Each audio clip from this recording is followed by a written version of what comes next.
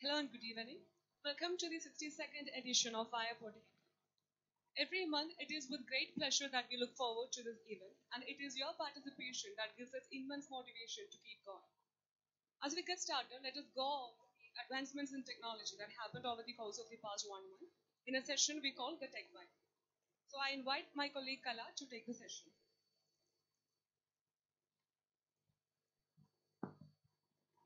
Hi all, thank you.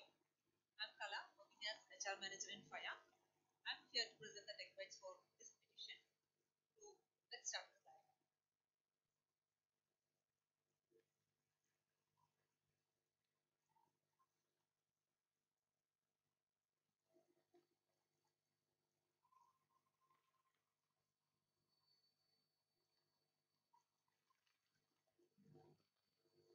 So the first one is Yahoo Messenger is shutting down.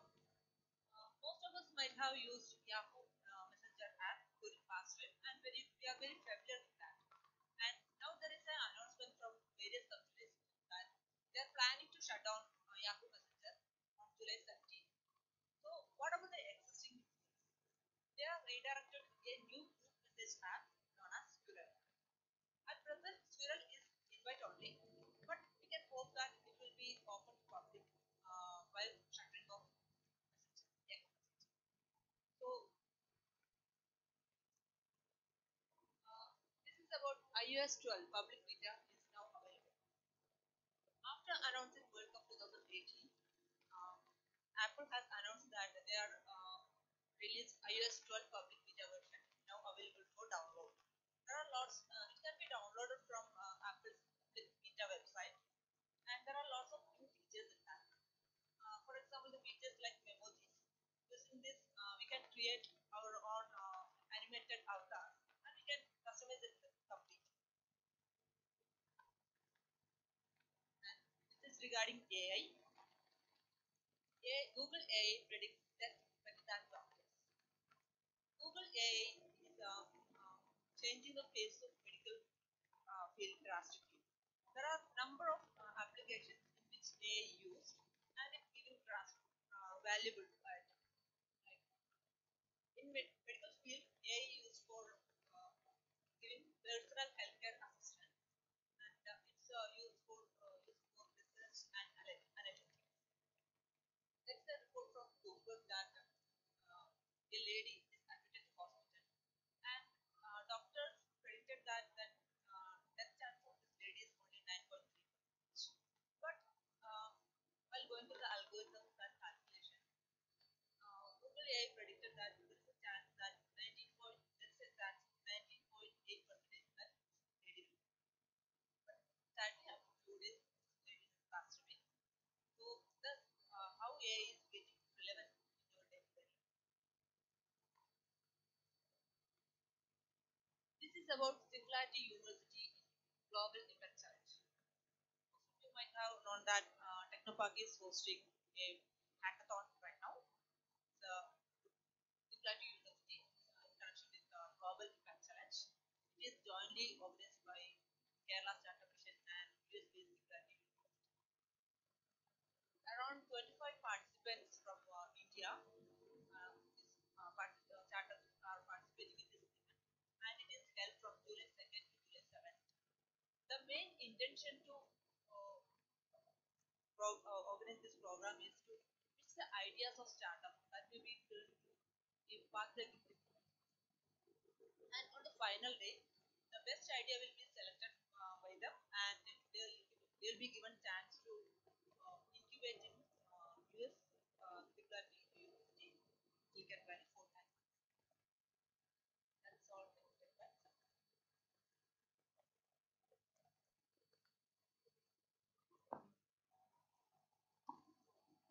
Thank you, Kala. Now, without any delay, let us move on to the main session of the day, Extending Realities through AR, VR, and MR. The session is jointly led by Mr. Madhav M Nair and Mr. Madhav M Nair. They both are Unity3D Ambassadors for Unity India and work as senior developers for AR, VR tech at UST Global. So I welcome both of them to handle the session. Okay, it's working. So yeah.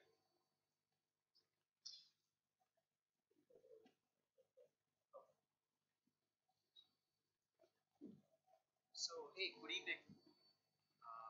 I guess people who are part of the Unity user group who have been, who are who are doing anything related to VR or AR might have been seeing us everywhere. My name is Madhav M Nair. So, the rest of you, hi, I'm Madhav. This is Amira. So, what we're trying to do is like take a session. It's basic introduction on AR, VR, MR. We call it XR, not just us, but accidentally someone called it XR at Techtop. It became the general norm. So, yeah, right. So, yeah. So before starting, I'd like to know what you guys do. So basically, how many of you are AR, VR, or MR developers? Unity developers who are working, like not developers, but who are working in the domain. Okay, cool. So what about web developers, C# developers? So how many of you are in the business want to know about what we can do with what you can do with AR, VR, and MR in your company? Okay, a lot of you have said.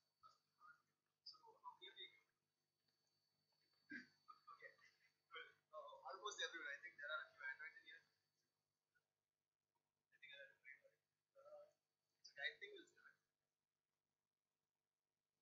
So basically, what AR, VR, MR, all these buzzwords do is basically immerse you into something. So what is immersion? When we talk about immersion in physical terms, like we have to take an object, put it in something, like dip it in something, dip it in dead ends. Not supposed to do that. Anyway, immersion is not in the literal sense, but in the other sense, in the term like you get immersed in a book or immersed in a movie or something else. What is it? But what? So you all have a basic idea about immersion is. So what does immersive technology do? So what they do is like just like when you're reading a book or reading a like see a book, you get immersed in the story, immersed in whatever content it is. So exactly like that, you get immersed in the content, what is in VR or AR or whatever. So it technically blurs the line between digital and what transition that is going on heads that we actually see. But what actually AR, VR, or MR does is that we actually see it, we actually feel it, we actually feel like we are actually seeing the world, like in our imagination or seeing it. Some of you might have just noticed that there is a new term over here. It's called CR. I know it doesn't make any sense, but it's called cinematic reality. It's what I just talked about. Like you get immersed in a movie, and magically you actually came up with a new concept. We just screwed up the whole reality term as a whole. So it is going to get confusing a lot, but we'll try our best to clear things up, just blur the lines. MR is big CR. We will get to that. CR is just new to almost everyone, so that's why I just talked about CR.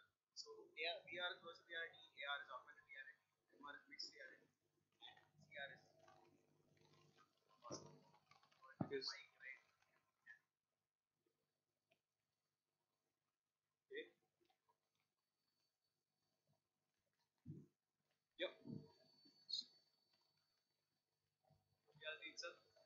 So anybody here is I mean, anybody looking to gain just I don't want to put a definition or anything. What do you like? Just shout out. So we technically gave you a rough idea about it with the immersion definition as well. So would anybody like to tell us what VR is? Zero. How many of you have used something like this? So someone, what is the experience like in this or that? Exactly. What else? Anyone else like add on?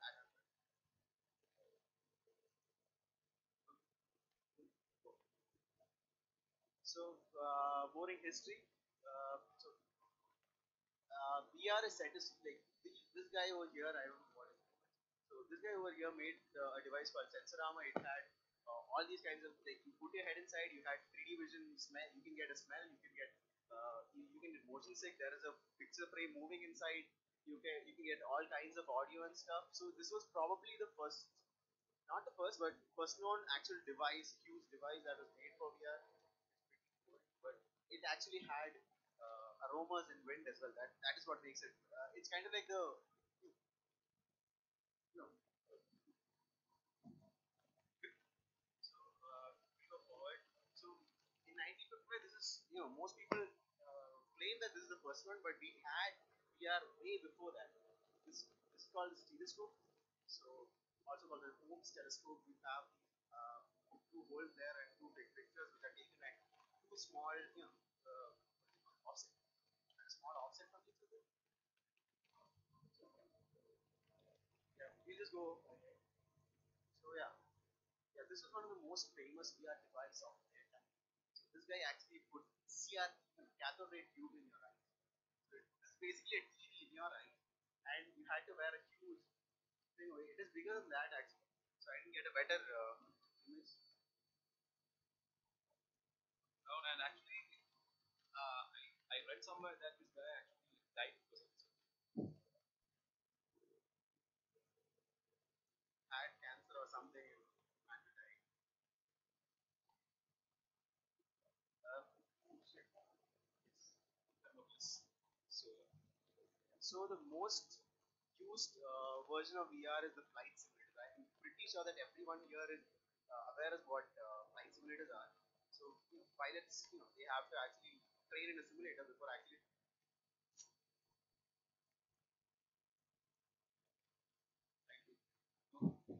yeah.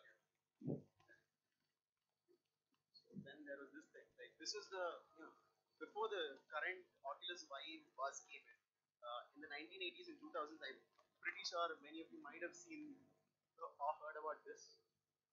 It is called a cave automatic virtual environment where the person actually moves inside. It's an actual room with projectors, and when the person actually moves, the whole environment and the projections also move with. So it gives you a sense of that you are in the virtual environment, even though you are not. It did give you a good perception, and there are I've met people from Kerala who tried to start a company with this. So I met a guy named Ram Kamal, and he started this product. Like, he tried to make this product and went into grave debt because of this. Yeah, and he later on became a brand consultant for people. So he and ഇപ്പത്തെ തള്ളൊക്കെ തുടങ്ങുന്നത് ഇവിടെ. So virtual reality, augmented reality, VR, AR, MR, all these buzzwords started popping up like crazy after this thing popped up.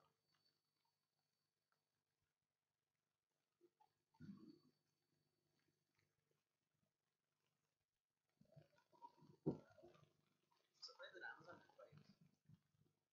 So the problem with about Oculus, Oculus was the first hyped up product, VR product ever.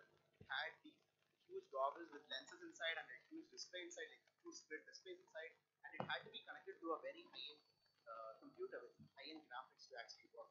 So, and this thing cost like the total cost of the system and the device would be quite a lot for average people.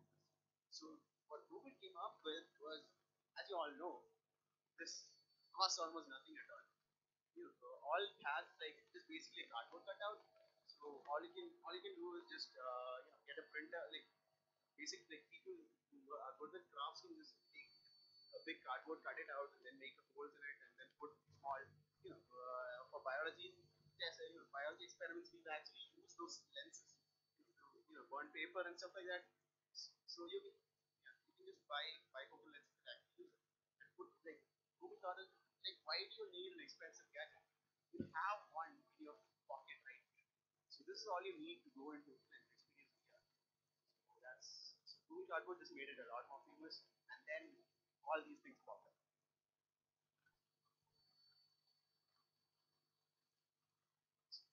Like a lot of things of here, like PSVR, not PS. Yeah, we have the HTC Vive over here, right over there. So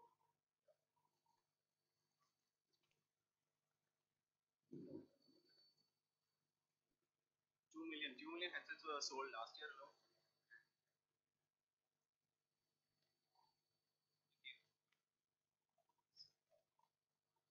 So virtual reality can be broadly classified into classified via two parameters.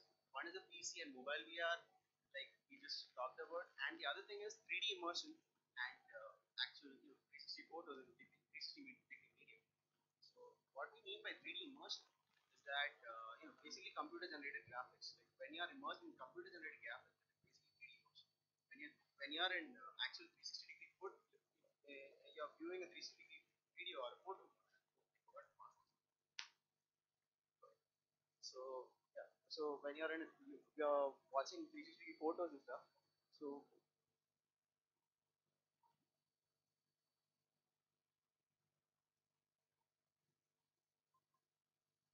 videos.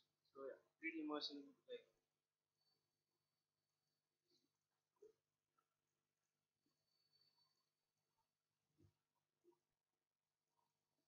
Or sitting at your home itself. during a break, we'll pass around a small demo that we did quite a few years back, and I want you to actually guess whether that is 3D or just listen carefully and actually figure it out. I think whoever guesses the right, see it.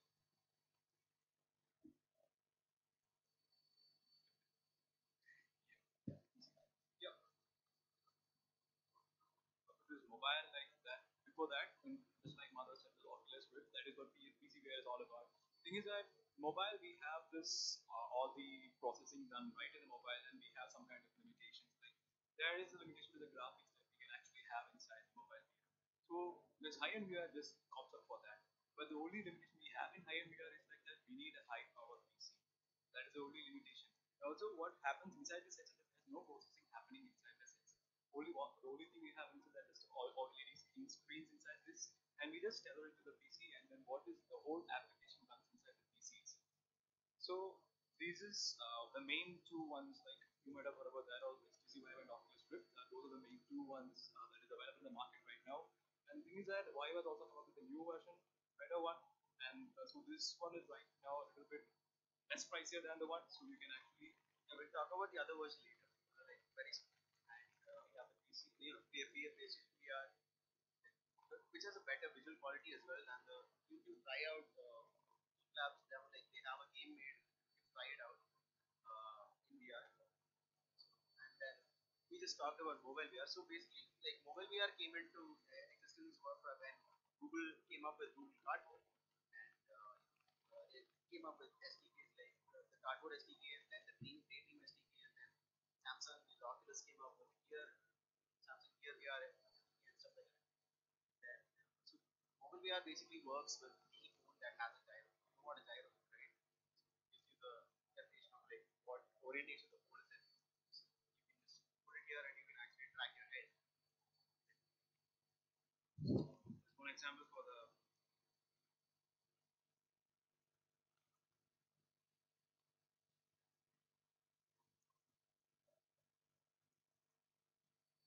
that's good version of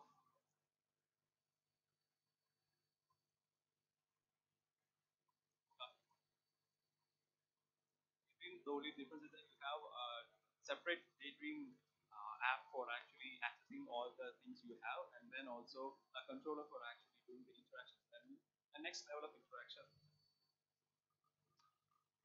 And the only limitation here is that you need to have a Google Pixel or a Samsung S8 to experience Gear VR. You need to have at least S7 or S8. So that is also wrong here right now. Yeah, for the layman, Google has also provided the Google. It's called the Google VR SDK, which even works on my 10,000 rupees phone. Yeah, you don't get the controller. You need to buy the Chinese controller and actually try it. So yeah, so what's new in the market is what we have standalone headsets. So these don't need PCs. They don't need phones inside. They technically have a mobile processor inside, but you can't take out the phone. So it is just specifically for VR. The OS is tailored just for running the VR applications, and these are the main ones that are in the market right now. So the HTC Vive Focus came first. So it is only available right now. So it has an SDK called the Wave SDK. Yeah, Oculus Go just came out recently. It's like $200. 12,000 rupees, for 30,000 rupees, cheapest VR headset with good quality graphics that's available. So if you're looking for, a company looking for enterprise options where you need to buy like bulk, so it's the cheapest option you can handle. And then there's a little brush, starts on Daydream again. Was made to partner with you can actually track your head movement as well. In the usual VR headsets, like phone headsets, the problem was that you can only track the eyeball movement. You have 3 degrees. So when it comes to you have a little more motion. It's called the pulses. You can even duck, walk a little bit. Yeah, it's basically 6 degrees of freedom. So you can, yeah, you can explain that.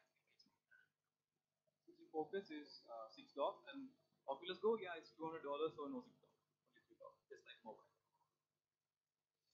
So then there are full body VR things. I think if we have time, we'll show videos of this. This is basically a whole rig. You can see over here that a person is standing inside a rig with a brick. Like there is a plate called plate, like a frictionless plate, and you have to wear special shoes, which shoes or soles, and then you can just walk in it. It's frictionless, so it will feel like you're actually walking in it, and you're wearing the VR headset that is hanging over your head, and then you can actually play in it. We'll show you a video later about what full body VR actually looks like. It'll feel like you're actually running inside the game environment. Like think about playing Counter Strike, you're actually running.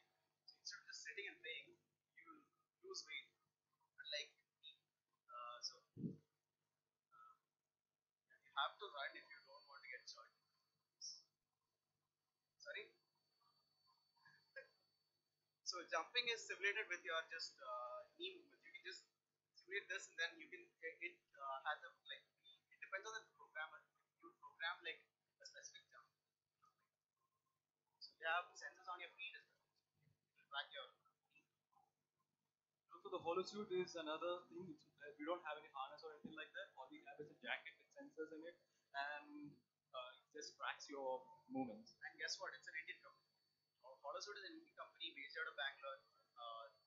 They're funded. Yeah, they are in the market right now. About nine. Yeah, it was a Kickstarter project. Yeah, it was funded, and it is available in the market. Like all you have to do is wear a jacket. You know, when you get shot, they actually have vibration on the jacket so that you actually feel the shot. So to some extent, not exactly. Yeah. So when you get slashed, that's a or something. You feel slashed. So that's what we are. Does anyone want to ask questions about VR? Anything at all? Like,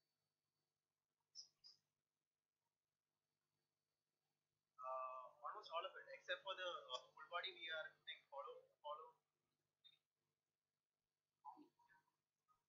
Not available in India. Mirage, this Y-Focus is only available in China, and Mirage Solo is only available in US. For now, just yeah, Mirage Solo just came out in the pre-sale right now. They'll be launching in like weeks. They'll be shipping it in like 2 weeks. And but Oculus is still available here for like 7,000 rupees extra. Holosuit is available. Omni is not available in India. It's in US. You have to ship from US. Then let's move on to augmented reality. Then any other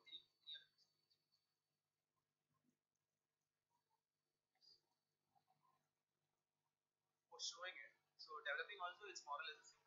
So unless you are working 3D model, for which you need a different kind of spec. For running it only, it's high-end PC, high-end VR, you need high-end PC. Like at least what they're saying is for HTC Vive and Oculus Rift, the minimum is 970. NVIDIA 970 is the minimum spec, but that also you get GPU movements. At least the practical recommendation is at least you need a 1050 for actually having us not having much FPS drops. Any other questions? Or can we? Yeah, I guess we move forward. So let's move on to what augmented reality. Actually, just we have seen augmented reality like a lot.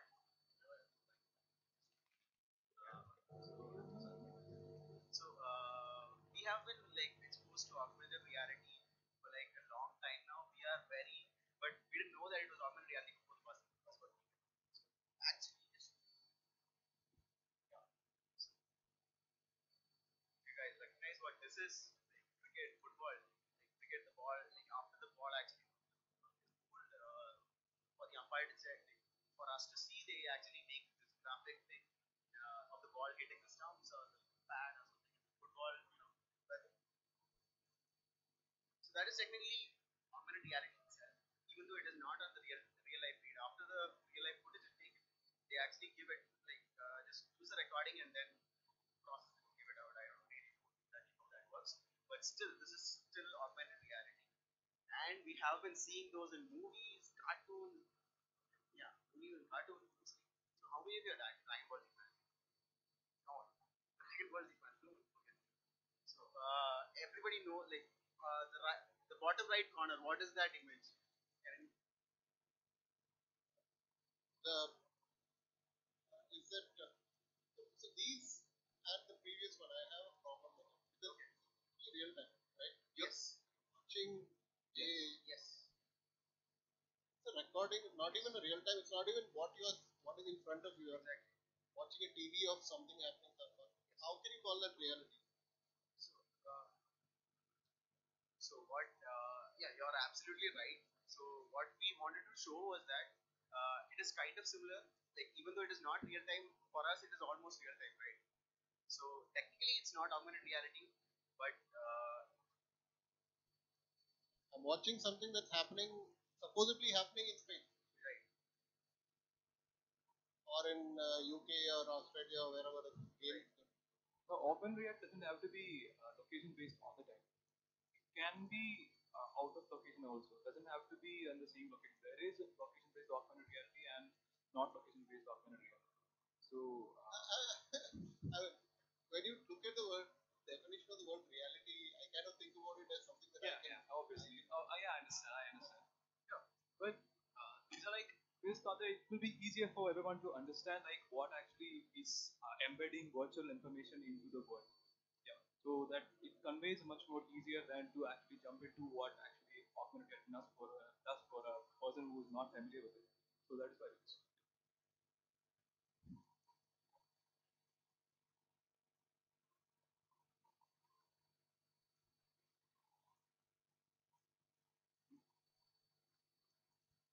This is definitely Maybe this is a. Mhm. Yeah, I thought that this is just transition from this into the augmented reality phase where you can actually, if you're not familiar with augmented reality, we can just start with this. Like, yeah, I'm not saying this is pure augmented reality. Just like there was a debate going on like whether Pokemon Go is really augmented reality or not augmented reality. So I'm not actually trying to say that this is augmented reality. I just wanted to people to understand that this is some kind of things like embedding virtual information onto the world. So this is something that is actually happening when embedding information. It's not real time. I'm just saying it's not real time. Yeah, it's not real time. I just want to convey that it's like you know this can also be like virtual reality, augmented reality. If you are maybe you can actually see this. Like if you are actually on the field and maybe in the future or coming future we can actually have goggles and see this actually happening. So you see this in the computers or on the TVs right now, but this is not actually not impossible at the moment. You know, it's possible to see it actually in real time also. We were just saying this understanding to make people understand the transition phase actually from what this is to what the actual augmented reality right now is.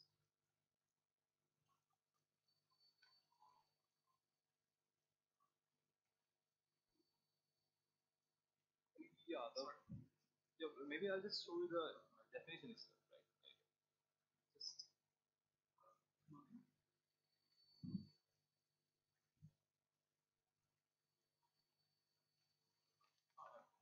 yeah, it's basically you all get to know that virtual reality and augmented reality difference. You will get to know, right? Because virtual reality you actually get teleported to the different world, but augmented reality you get to embed your virtual information on your present world, like just what Nikhil and you have told, like it's like embedding virtual information in real time on the world, right? I just wanted to blur the lines, that's why I just started with that, right? Okay.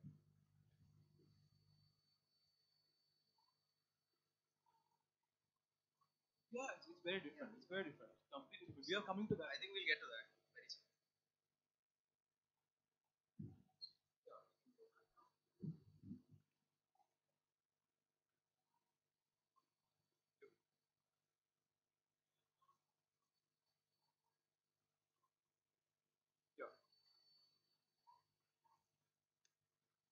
no problem. Like, yeah, well, in layman terms, if you say that VR is like, yeah, obviously, you are saying it correct. Layman term, like, in virtual reality means you're actually teleported into a virtual world where you don't get to see the real life, real world. Like, you don't get to see your surroundings. You just see the virtual world that you've created. Yep.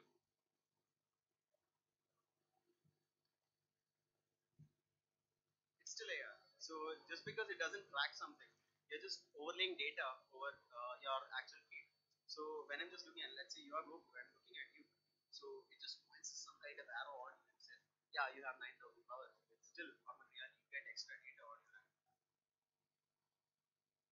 So moving on. So everybody remembers this. I'm pretty sure Google Glass. So the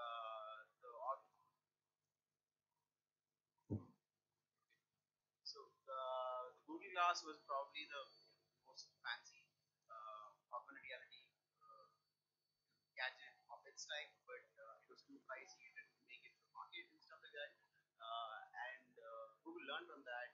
And just as a joke, I have the next slide. So for VR, they came up with cardboard, which cost nearly nothing. So yeah, what we just said. Yeah, that is AR. That is what I said. When it came to VR, they, instead of coming with a gadget, they actually just came up with something that made most VR. VR.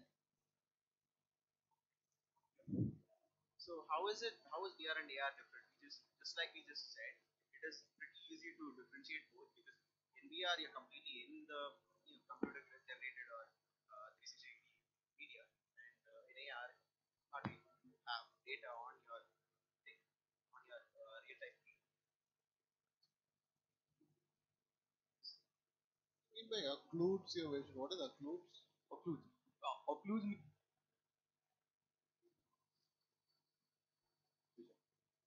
yeah, like you put on the headset, you don't see anything in front of you. You don't see the real world in front of you. It actually teleports to whatever world is inside the it means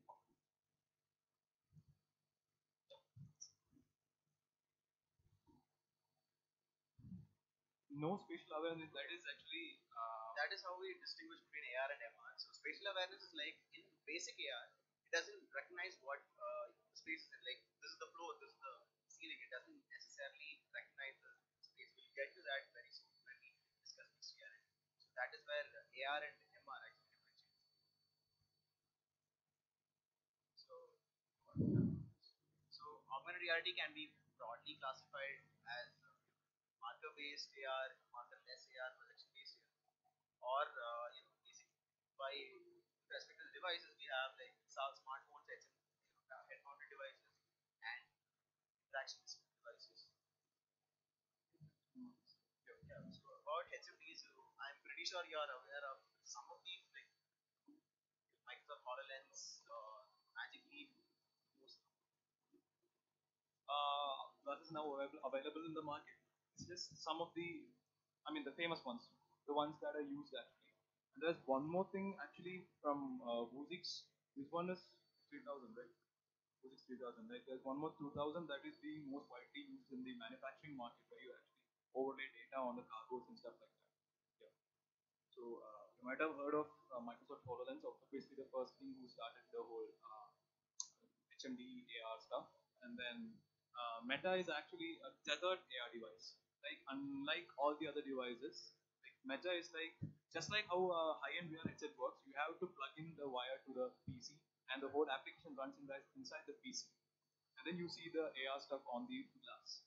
HoloLens is not like that, or the whole processor is right inside the HoloLens itself. It's a mini computer, mini Windows computer. But everything has its own limitations. Comparing HoloLens to Meta is that Meta is tethered, HoloLens is not tethered. But the field of view of HoloLens is 33 degrees. So you can imagine So like think about just having extra digital data on this field of view. It's like so when you just look over here, you won't see the 3D object over here. So that's what happens. Meta has a field of view of 110 degrees. So before going to any arguments, I'd like to claim that HoloLens and magically, HoloLens magically by Meta are not just AR headsets, they are also MR headsets. So we'll get to that as well. Yes. Sorry. Yeah. That Music Blade 2000 you said has been popularly used. Yeah. Yeah, not this one, the previous version is being used. In India, and can I buy one? In India, I'm not really sure. You can directly buy one. I think TCS was using it recently. I'm not really sure how they got it. This is what I was talking about right now. The main problem they were facing while making a better field of view headset was that with increase in the field of view, they are also having an increase in the headsets. So that is one big problem, and Microsoft has promised that coming out, they're going to make it little much. The size also is going to come down, and also the field of view is going to go up to 75 degrees. So let's just keep our fingers crossed and hope that that happens. And also they are also coming with the embedded AI processor chip inside V2. So maybe we can do everything inside into the HoloLens itself. Yeah. And yeah. Yeah, what we meant by interaction devices was that it is anything that aids interactions in not just AR or MR or VR or anything, any kind of any kind of experience. You can use things like these to enhance your experience. Is it on?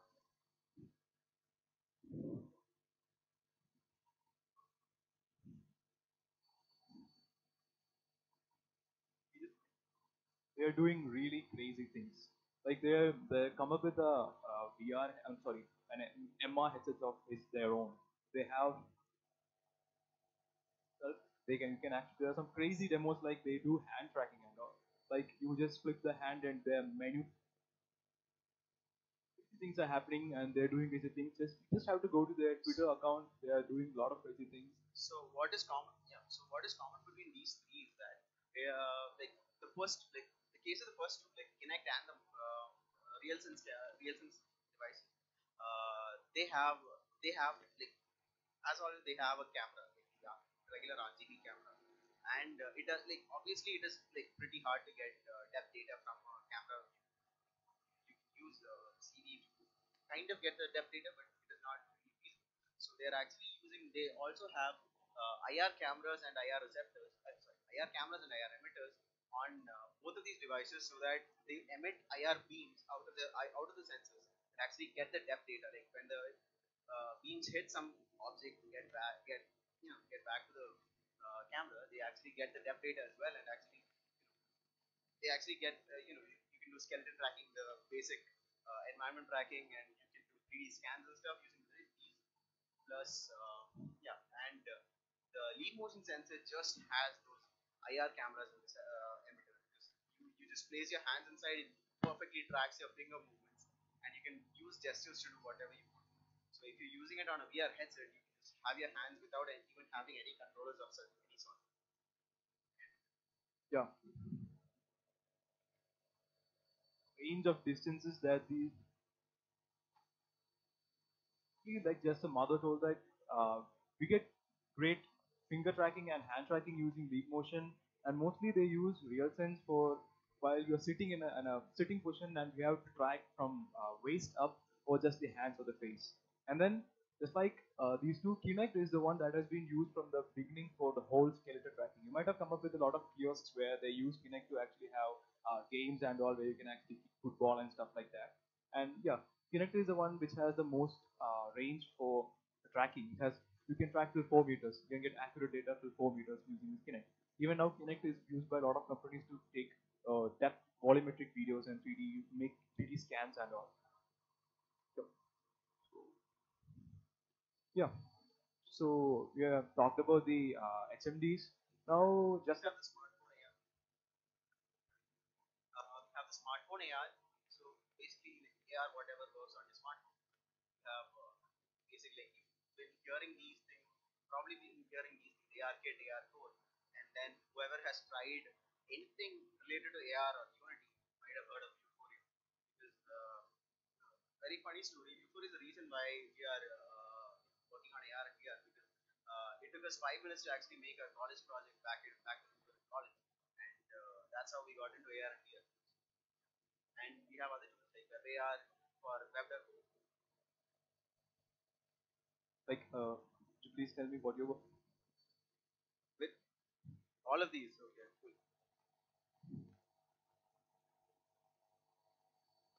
So yeah, ARKit is Apple's platform that you might have all known what that it is, and then when it came up, they can actually detect the planes and place 3D models on top of that. But with Apple ARKit 2, you might have seen the program that Apple has came up with. Like with ARKit 2, they have come up with horizontal tracking, they come up with vertical tracking, and also they have come up with custom 3D tracking. You can actually track custom 3D models of your own and overlay information around the models. So the possibilities are vast right now using ARKit, and also they have come up with something called light estimation. The thing is that it actually estimates the light of your surroundings and actually overlays or places the light in the correct direction of how the light is in the environment. So you actually feel like the object is there, the shadow is cast in the same direction as where the light is in the room. So that is also a great achievement, like making AR more realistic. That is what ARKit is, and the only thing is that ARKit is exclusive to Apple. You need to have at least Apple iPhone 6s or above to actually run this. Oh yeah, it's a video.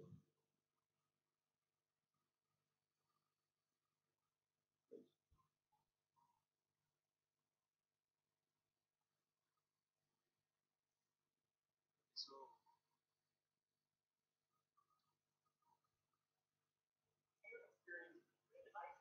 that can either be local or in the cloud. Google did something like this with something called cloud anchors at Google I/O. That can work between Android and iOS. That's cloud-based. Here you don't have to make it cloud-based. This AirKit 2 can work on two iPads or two iPhones to maybe a thousand. And this particular software that we're trying for these tables is a slingshot kit called SwiftShot. That's test code and allowed us to play some sort of crazy slingshot game on these tables which are empty. You hold the iPad up, and Vanessa and I were able to launch calls back and forth. We both saw the exact same game board from different perspectives. Now, that can be used for things like Lego, maybe the future could be used for things like Pokemon, it could be used for things like shared worlds and art I think we can move on. So that's about what ARKit is. I'm pretty sure you got a good idea about it now. Yeah. So basically, what how it actually tracks whether once the plane has been tracked, how does it actually get the correct orientation and make sure that object is exactly in that place. So this is how it happens. It actually has, it's just like using the gyro and accelerometers in your phone only. Like, it actually gets the information about where the 3D model is actually overlaid on top of the horizontal or vertical plane, and actually takes the accelerometer gyroscope so that it actually, when your phone moves out of the view where you put the 3D model, it actually occludes the 3D model, and when you come back, it actually pops back up. That's how it actually tracks the 3D space and also overlays 3D information on top of it. This is exactly how it works for 6 degrees of 6 of VR headsets as well. So about AR core, we can. Yeah. So AR core basically does almost everything, like more or less similar to whatever ARKit is doing, but I think it's not caught up to it yet after ARKit 2 came out. So Google's AR core does basic plane tracking, horizontal tracking, and basic slamming. It can't be as perfect as how it would be.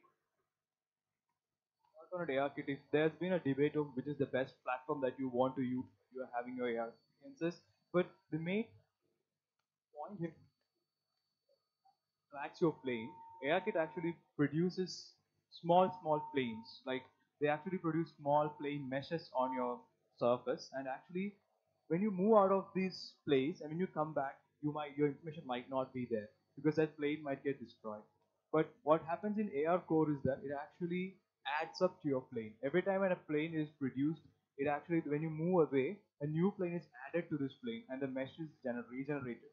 That is how. So with using AR core, you can actually map a big room, but not outdoors. If you want to actually place a virtual information inside this room, AR core could be much more easier or much more better than ARKit. because AR kit, you might lose information, you might lose that detection more easier than AR core. So that is the main difference what I have come to know. I've worked on both, and I felt that AR core is much more stable and much more easier to retain the 3D models than AR kit. AR kit, but the other thing is that AR kit you might get better quality visuals, better quality light estimation than AR core. So these are the main points which I have come across while developing. Yeah, let's play the video of AR core. Augmented reality is sort of unique to smartphones for years. It offers the promise of putting t-shirts on a device that millions of people already own. But it's only recently that reality started catching on, with companies like Apple, Facebook, and lots more. Now, one of the biggest players here is Google. And today, it's introducing a new Android-based augmented reality platform that it calls AR. Now, wait a minute. Doesn't Google already have an augmented reality platform? Well, yes. In 2014, it revealed Techtop, which maps the world with depth sensing and motion tracking cameras. The technology is only on a few devices, and AR needs special needs. It's launching on the existing Google Pixel and Samsung Galaxy S8, and Google promises support for 100 million Android devices by this winter. AR can't do everything with dedicated Tango programming, but it's supposed to offer a lot of Tango-like experiences for a much broader audience. AR Core is built around three basic capabilities. Development or virtual characters reacting to light spectrum. To attract AR Core developers who may not think of themselves as dedicated. Okay. So we'll move on. So I guess we've pretty good idea what AR core and AR kit is. Like, how many of you are aware of Euphoria? Anyone who has even pretty good. Yes. Perfect. So Euphoria is basically the layman's AR SDK. Like you can make augmented reality basic augmented reality counter based apps in like 5 minutes or less if you have the right 3D models and stuff, and if you know how to do it. So yeah. So this is basically it. We'll just show you one more video.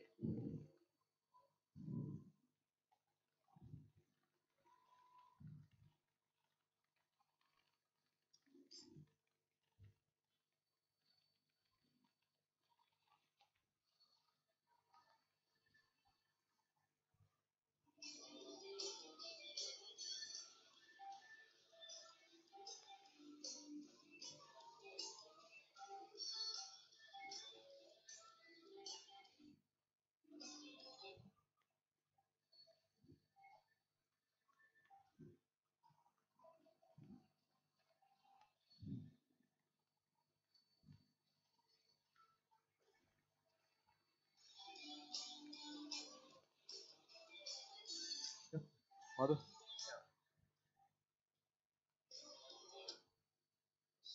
So yeah. So what you can see here, or yeah, something like this. So what Euphoria's core or the most famous feature about Euphoria is that you can track any marker, like place any kind of 3D model objects or any kind of data or any kind of content over markers like 2D images.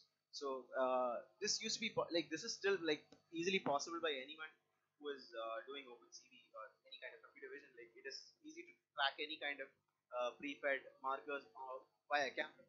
But what Euphoria's use is that it is actually so light that each of these packages are easy to every app that you make is under 20 M. It can be under 20 megapixels, megabytes. Sorry.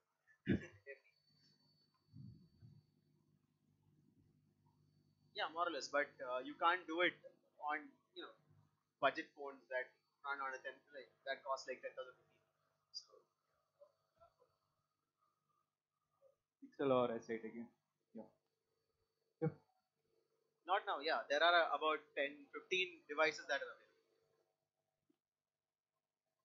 Even Moto G5S is available, possible, right? But yeah, it is still pretty very small crowd. You can't just give it to everyone. If your target market is everyone,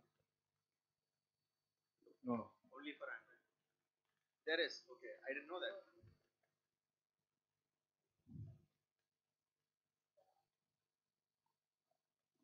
Yeah, there is AR interface. It's called AR interface, where you can actually club AR kit and AR core together. So if you're using AR interface in Unity itself, you don't have to build separately for AR core and AR kit.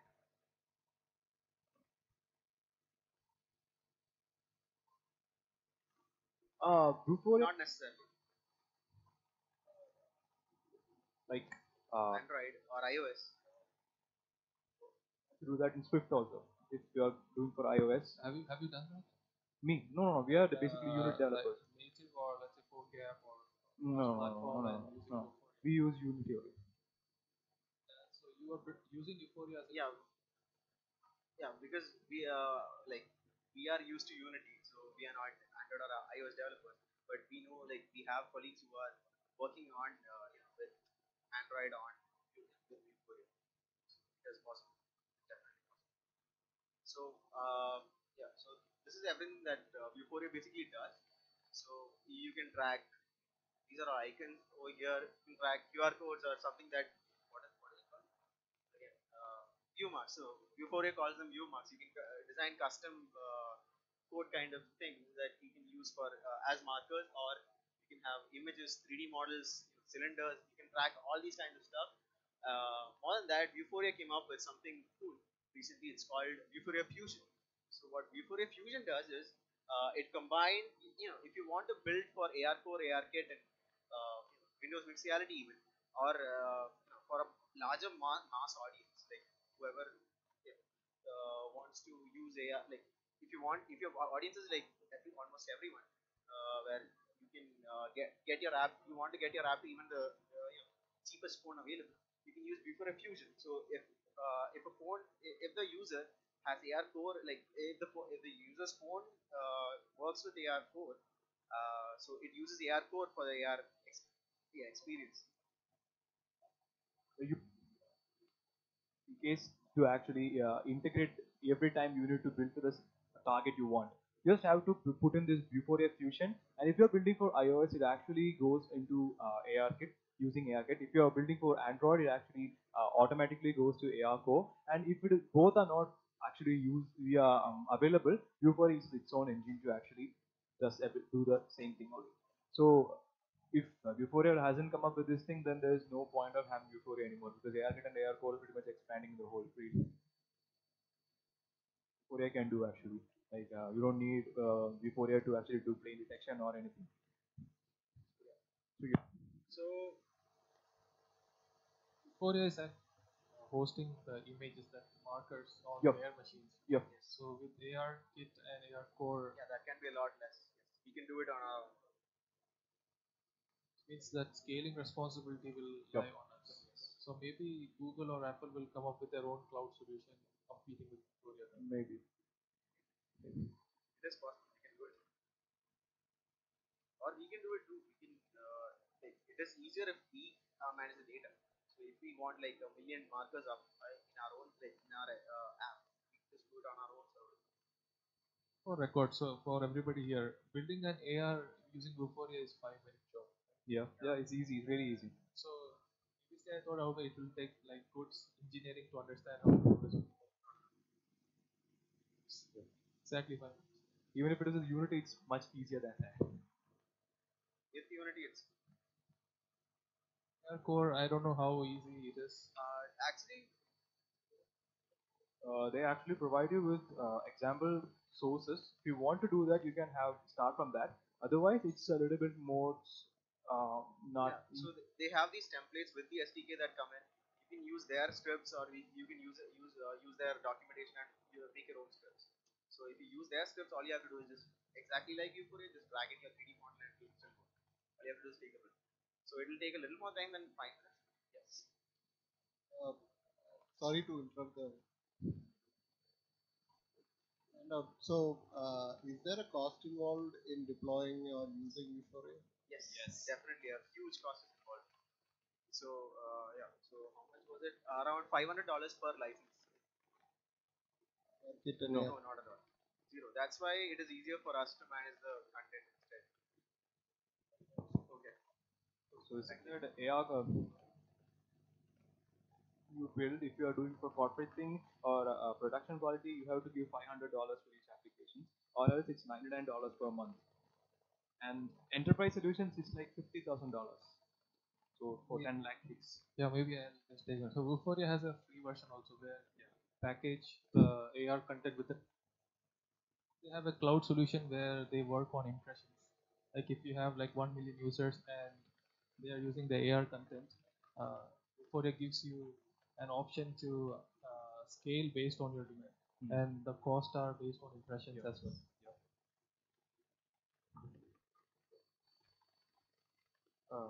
Okay.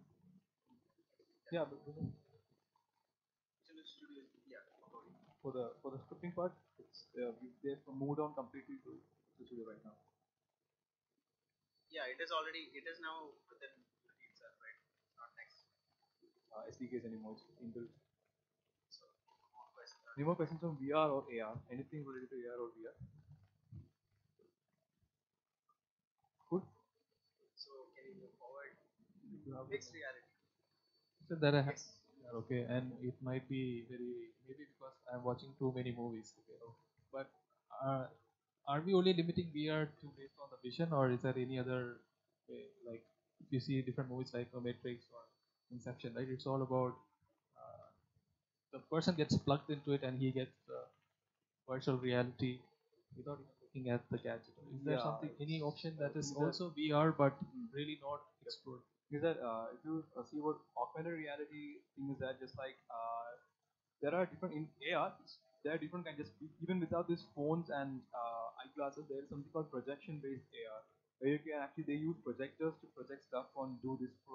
If it's for training and stuff like that, it's like that. If you want to assemble an engine, it's like yeah, you project light on that it's called light beam projection. Like you project like now put the screw over here, put this over here. It's light guided technology. That is also considered as a form of AR. So you don't need a particular device or anything like that. So just like that, a cave is shown. We show us a cave. That's also considered as a virtual reality. We don't need any devices on our heads. So there is things like that. There are people trying to come up with like things without the need for the virtual reality headsets and stuff like that. But mostly when we talk about virtual reality, everybody goes to the impression that we need a headset on our face. Any more questions? Have a small short break. Yeah. Any more questions? Sorry. I was wanting to ask. So we've talked about AR and VR. Is there other solutions for, or have you looked at solutions where it could be deployed on browsers? Yes, actually, we were going to get into that as well. WebVR is there. WebVR and WebAR is there. WebVR is on a frame. Like it is a frame. I think it is a frame. I'm not a web developer, so not really sure. I haven't worked on WebVR much.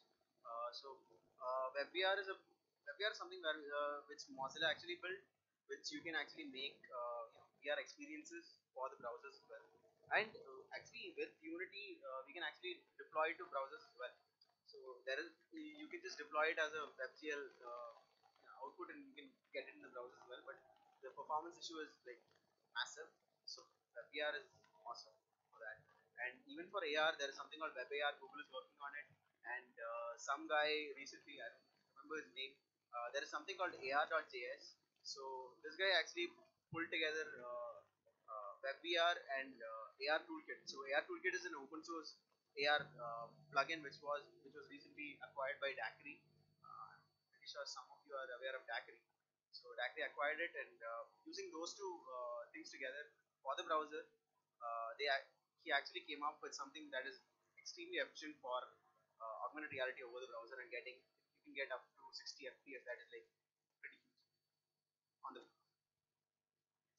Does that answer your question? So I think we'll go for a short break. Get back very soon.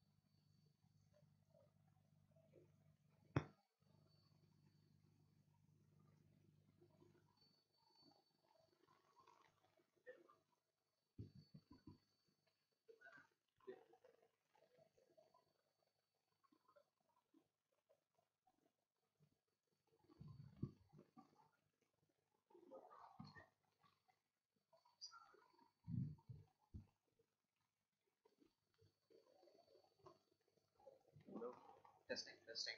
Okay, cool.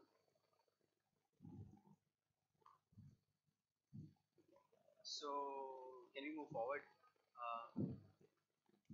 So, okay. So, I guess we gone through AR, VR, and stuff.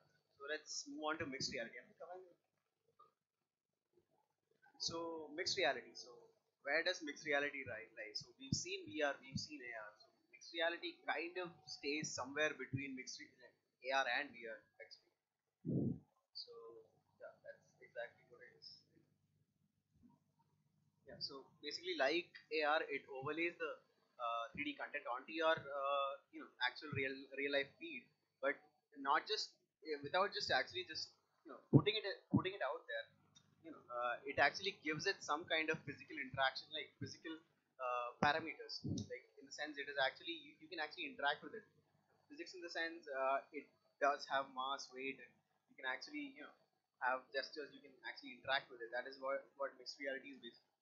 So you all know what HoloLens is. So HoloLens has like HoloLens is probably the most widely used mixed reality gadget around. Yes, I'm pretty sure. I'm right. So HoloLens has these two like we said in the AR part. They have these small what is it called projectors, like not projectors, like yeah, OLED like displays, like transparent displays on the behind the lenses that actually projects shows the 3D content. And actually they have these they have an RGB camera and IR cameras and stuff on it that actually maps the whole environment in front of them. Oh yeah, they actually plug the Kinect and put it in the HoloLens. Like you have all the Kinect sensors on the HoloLens. Detects all the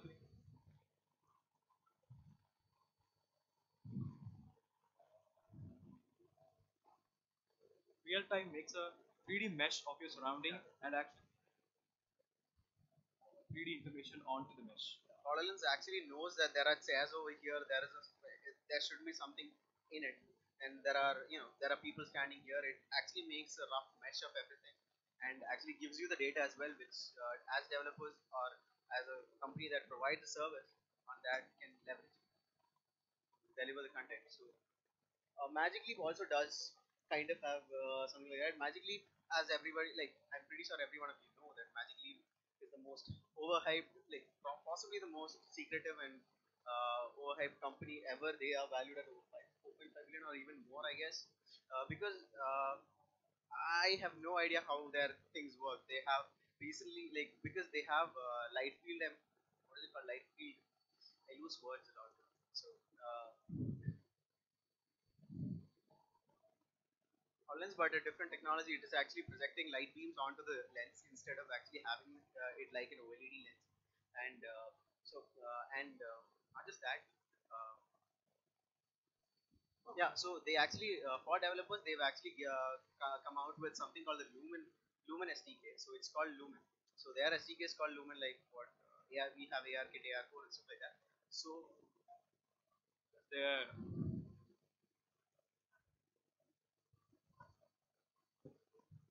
to actually develop. So even though you can't have access to Magic Leaps yet, or maybe some companies, like some big shot companies, some big shot developers have it already, but for people like us, we can't access them. So they have come out with an emulator for that, and you can use it with Unity or Unreal Engine, and you can actually simulate what happens in a Magic Leap device and actually develop apps for that. And then very recently this guy just changed the whole spectrum. So the problem with HTC Vive was that you need sensors like these set up everywhere. Like two sensors have to be set up, and to specify the space, the space where the person actually experiences VR. But for HTC Vive Pro, you don't need that. You don't need sensors exactly. These sensors are used only if you need a larger area and a larger space where you need to accurately track more than one person. So if you're just using it for basic develop like basic games and VR games and stuff, you just need the headset. So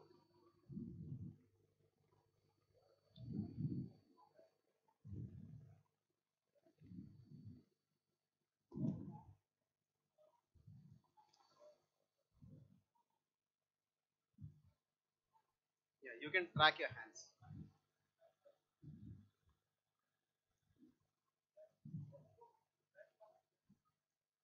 Wait, no, wait. We are like STC Vive is a VR headset, right? Why are we talking about this in mixed reality? That's exactly what he was about to say. Like you can actually get the camera feed from HTC Vive, so you can actually see it, see the whatever is in front of you as well, and have 3D objects like augmented over 3D space and things like that. Have a So what is Microsoft mixed reality? So the biggest like so yes, it's why is it? yeah, it doesn't give you the camera feed. It doesn't give you the spatial data. Yeah, it does give you the spatial data, but it doesn't basically it is not reality. Like we discussed earlier, there is no camera feed, there is no real life. You are completely in a virtual environment, and still Microsoft calls it mixed reality. Probably in our opinion, like it is argumentable. Like more like people like us would say that technically it's not mixed reality because you don't see the other person like things in front of you, and you're saying like it is still 3D and we just call it mixed reality. There is no camera feed. This one. So it is this one. Controllers. Like we have controllers for the HTC Vive, so you have controllers for this as well. Using it as your hand or anything, any kind of like you can have.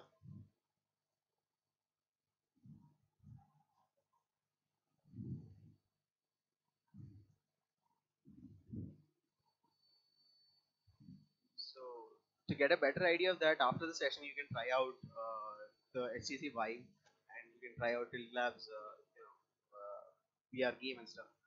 So you'll get a better idea of what we just meant by that. So exactly like that, they have controllers. You can track those and have those.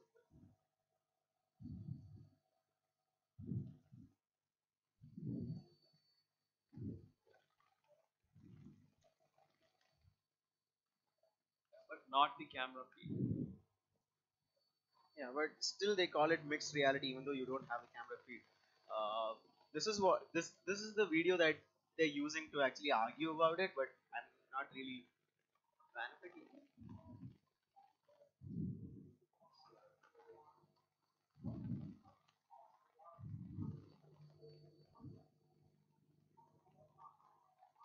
With real things. Let's now adjust reality by adding virtual objects, surfaces, and illness. Let's replace the. This allows her to be present, even though she's not physically in the room. Now let's adjust the environment itself and make it virtual. Notice how the virtual. Finally, let's tie back this entire virtual scene to the original physical room. A self-boundary grid can reveal real obstacles, making it safer to walk around this virtual environment. Mixed reality unlocks exciting new experiences that merge the physical and the virtual world. So right now it's up to you to decide what.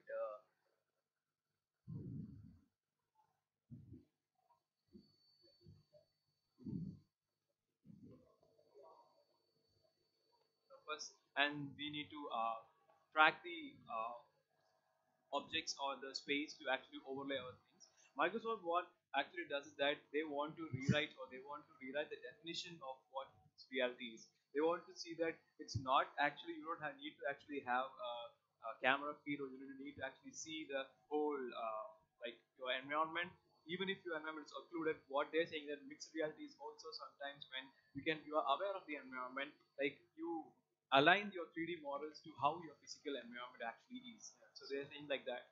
Yeah, technically they're Microsoft. They can say whatever they want, and it'll be the cornerstone for all of us, right? So, but to most of it is still debatable whether it is still mixed reality because it is just like multiplayer and virtual reality and stuff like that. So it is pretty much a misnomer. So again, back to what what differentiates VR, AR, and MR. So as we discussed about VR earlier, so completely in a 360 like 3D world, occlusive vision, augmented reality. There is no like augmented reality. There is no spatial awareness. You can just track planes. That's it. You don't.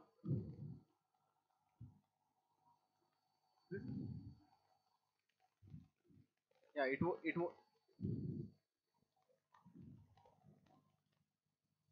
here, and wherever you go, you.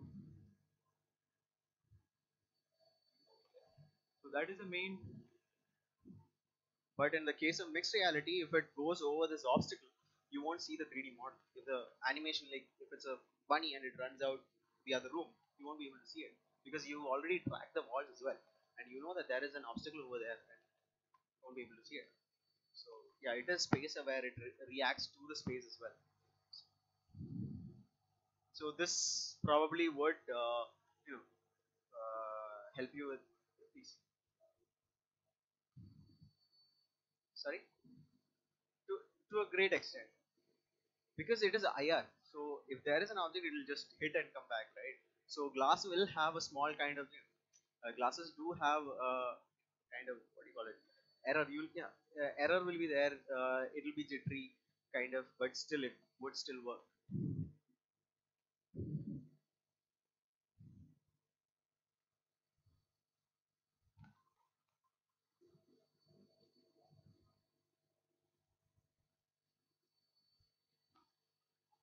Yeah, but for that to be possible, if you can have the actual data of where the tumor is, it is possible.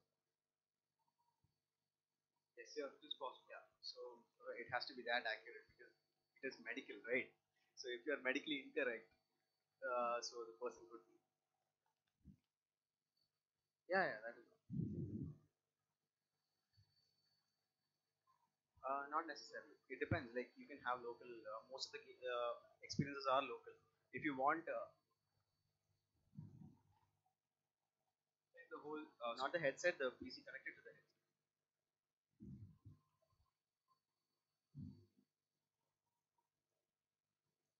Yeah, exactly. Not exactly. what is that? Yeah. So you need depth and Not necessarily. You don't need the internet either for that. You can just. It is not. Not like AI where in most cases where people train it in the cloud. You need processing power. That's not needed. You actually get the mesh data from the sensors itself. So the sensors actually make a 3D mesh that actually gives it to the local computer itself. So you don't need any data from the cloud unless you actually need internet for some kind of application inside. So let's say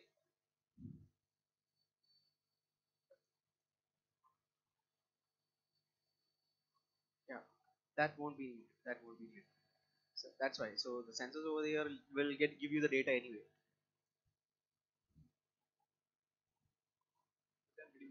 So that is basically IR data. That's it. Like it gives you the distance between. It gets the distance between each object, each IR beam that comes out. It throws like each of these. IR. They throw out IR beams everywhere and then take it from the IR cameras. So they take the time it takes to come back and hit it back, and then actually makes a mesh out of each point. So, so does that clear? So yeah, so this is where this is physical reality. Over there is complete digital reality. So where augmented reality is very close to physical reality, while digital reality is very close to virtual reality is completely digital reality. So mixed reality is whatever stays in between, like whatever is real and whatever is digital, whatever stays in between, where you can bring in a little bit of like digital and a little bit of real. It becomes mixed reality. So as uh,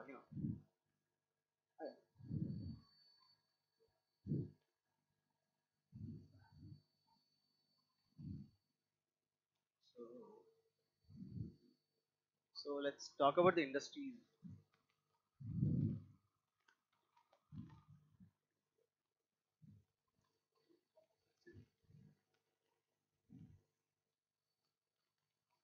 Any questions, please?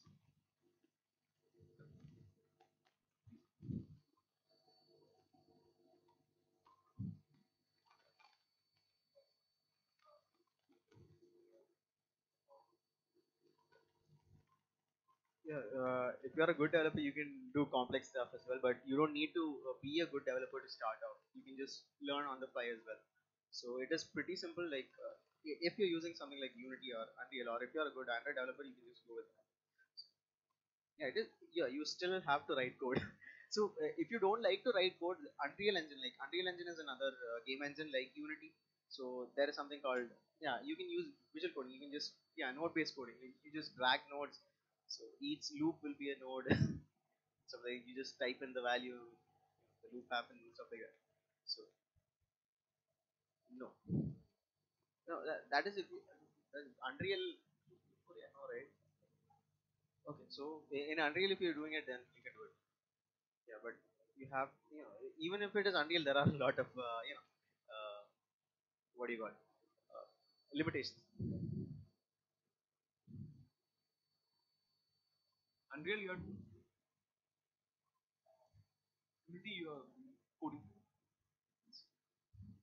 So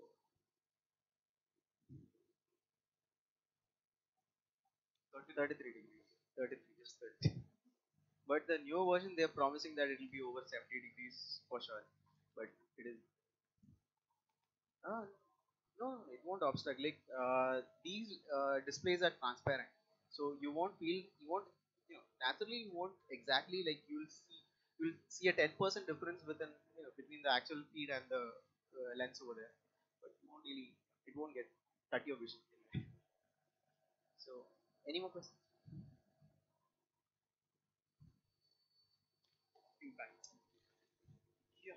So, in engineering, manufacturing, like warehouses and stuff, AR is, companies are starting to use AR and VR, mostly AR in most cases, and in VR just for crucial training kind of thing. So we'll show you an example if you. Yeah. So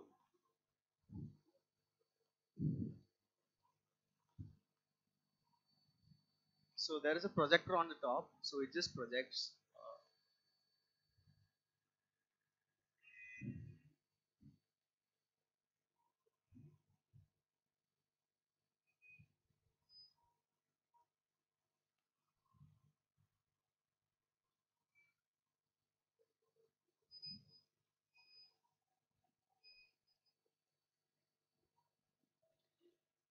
So this basically acts like a very interactive instruction manual and make sure that you don't get it wrong, and you don't have to be skilled to actually do it.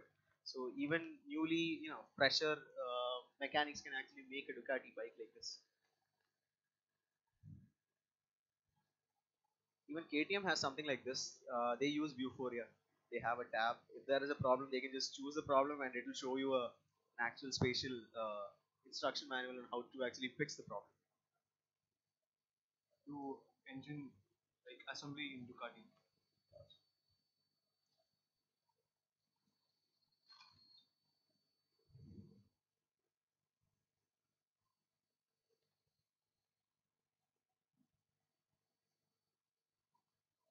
I just going more. Yeah, we can move on. So industry, engineering.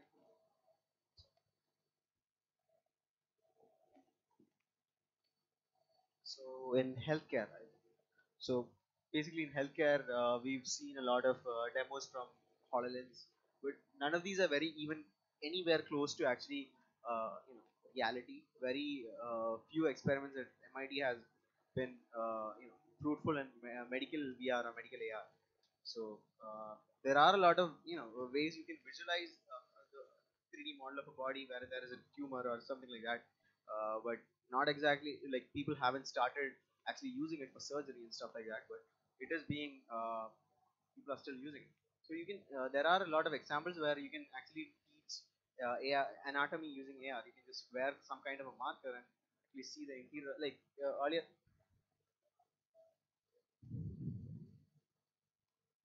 training purposes.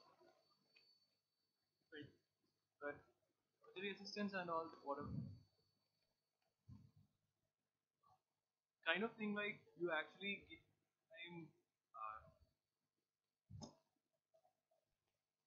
video or the video feed to somebody remotely in another place, and that guy can actually point out the places where you actually need to do the surgical things. So that was thing. And partially blind, just like if you use something like HoloLens spit retrieve data or the mesh, you can actually assist the partially blind person to the right place, or if there is an obstacle in front of you, they can actually have stuff like that. So this is one example of using AR for training purposes.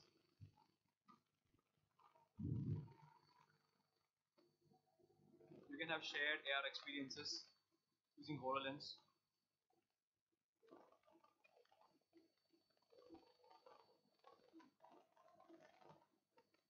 This actually happened. They did a real-time surgery using this AR for actually showing where to do the injection and stuff like that.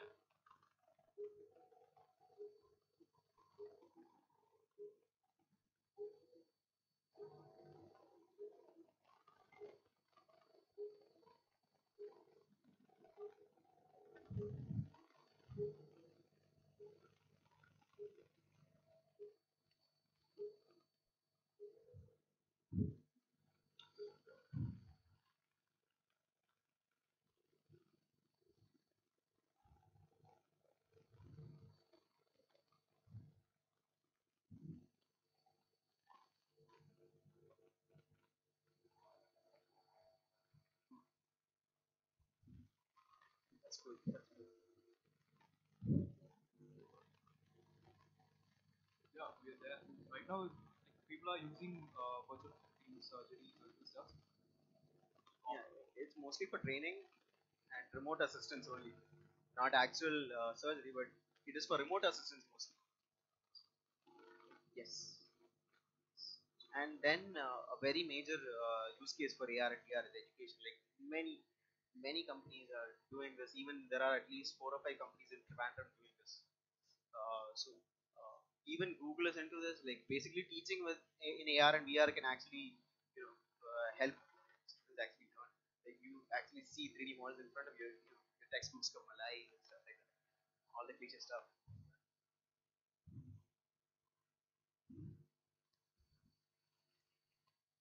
Exposed to a dangerous industry like the nuclear power plant, but harmful. It's like not that recommended to actually put the new guy right into the environment. You can have a virtual guest, how to give a walkthrough on how to interact with the stuff. So that kind of thing is actually people are doing that kind of stuff using virtual reality mostly for training and purpose. So that is one thing. Education means not just restricted to schools or that, but all kind of trainings, hard skill training, soft skill training, and a lot of things. A lot of companies are also using virtual reality for soft skill training for their employees, HR trainings. Lots of people are doing that, and also psychological measure trainings and stuff like that. So you can play this. So even Google is in the I'm in middle school. People drove by. Eagle Road is not a very tall place. so just after Google launched Google Cardboard, they came up with Google Expeditions. It's a free app which teachers can actually use to teach students, have virtual tours and stuff. Not a village. This process. This was something very different. The very first expedition I went on was to a inner school.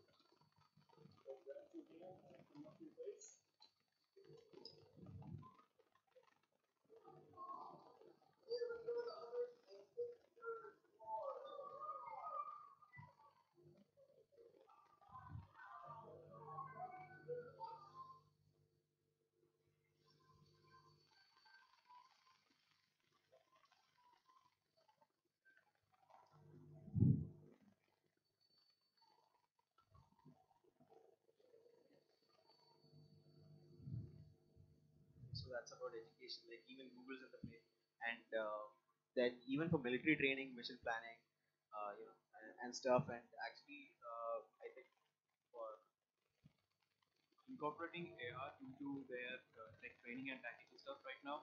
And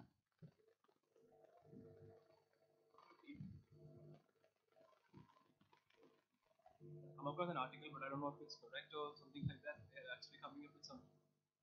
This is just a simple video of how AR can be done. It's a concept video.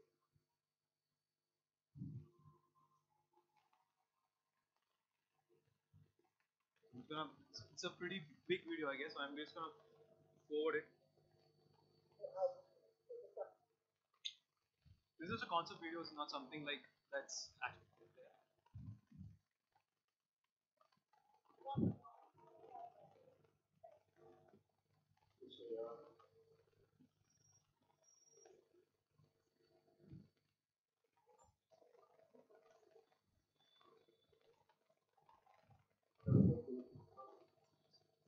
So the whole thing looks like a game, right?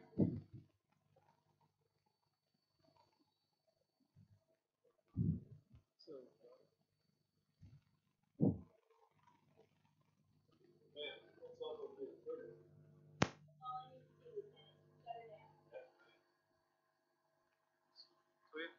So this is just what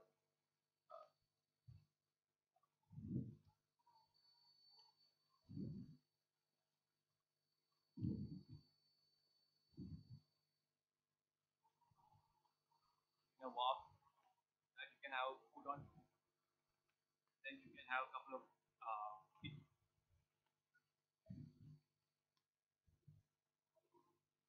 and the VR space and actually train in a virtual reality world of their own choosing. yeah, and control unmanned drones and stuff. Just wear the headset and you see the FOV of the road. So actually have AR and VR in marketing and ads. So this is to if you are actually do something in AR and VR. So a lot of people are trying to have AR and VR stuff in their advertising and stuff like that, ads and marketing. And this is some of the use cases that product visualization is that you might have heard of product visualization where you see your product has AR on your top of the devices, and e-commerce is something like where you can actually buy your stuff, seeing your 3D models in 3D, and then you can actually buy the stuff using just like Yeah, for and then for gaming and entertainment. So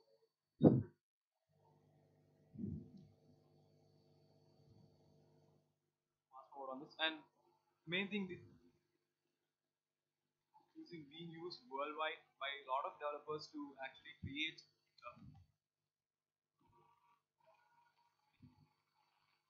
where we just explained a little earlier. So Unity 3D is extremely easy to use and easy to teach as well. So if you're kind of going to hire very soon, just start with Unity 3D.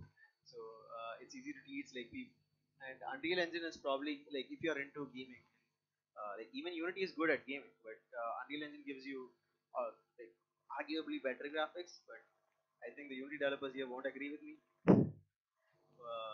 Still. And then there is WebVR where you can use JavaScript and run AR and VR experience over the browser.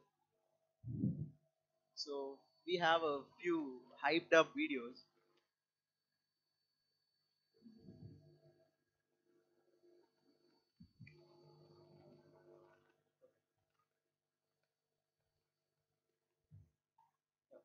So I think we can show a few videos. We go into so this is another concept video of what reality could be.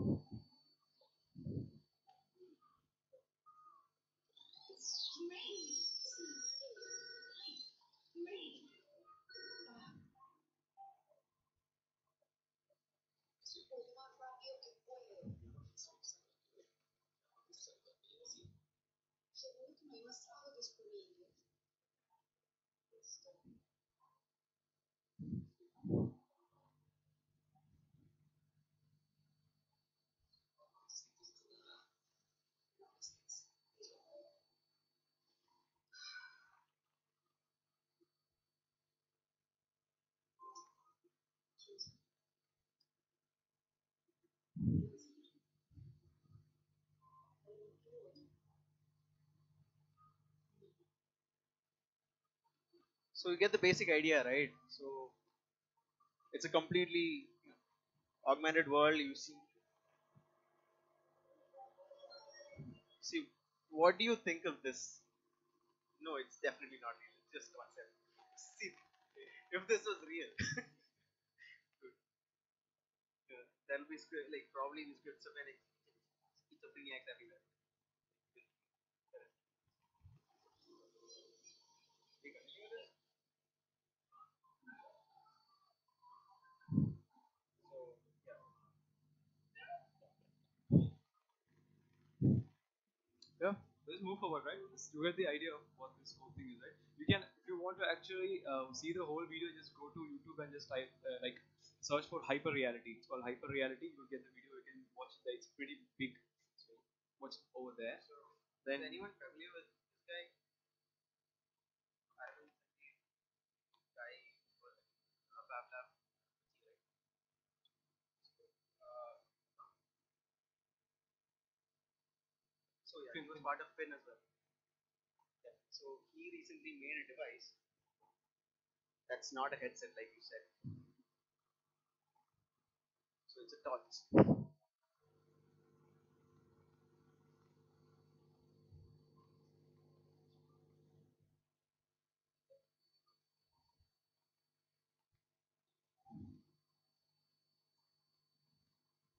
it's a combination of A little bit of AI.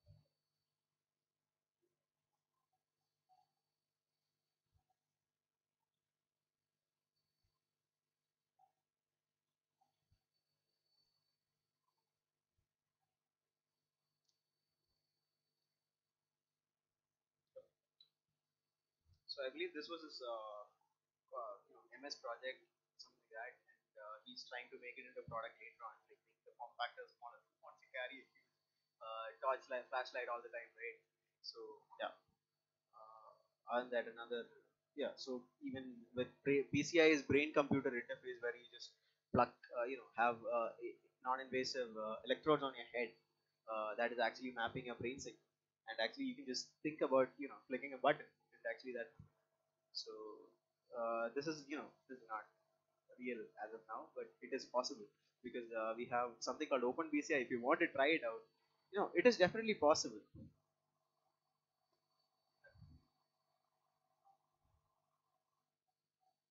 selecting different objects. That is actually available, but it's still in the research phase. They have come up with, there's a video there, they do this stuff like thinking cubes over there. You think about that color cube and that color cube actually highlights. So if you want to try something out like this, Future Technologies lab upstairs has a rig called OpenBCI. So you can just try it out. You can have it is a completely open source hackable thing. Even these guys made it with OpenBCI, so I'm not really sure they're partners of STC, right? Another use case, yeah. So who all like blockchain? Come on. No, shit. He would have loved this. So some people actually made a whole universe in VR, and it's called Decentraland. They say it's running on blockchain. I think they're just using it for keeping the real estate ledgers and the payments. So just check it out. So yeah, it runs with Ethereum, by the way.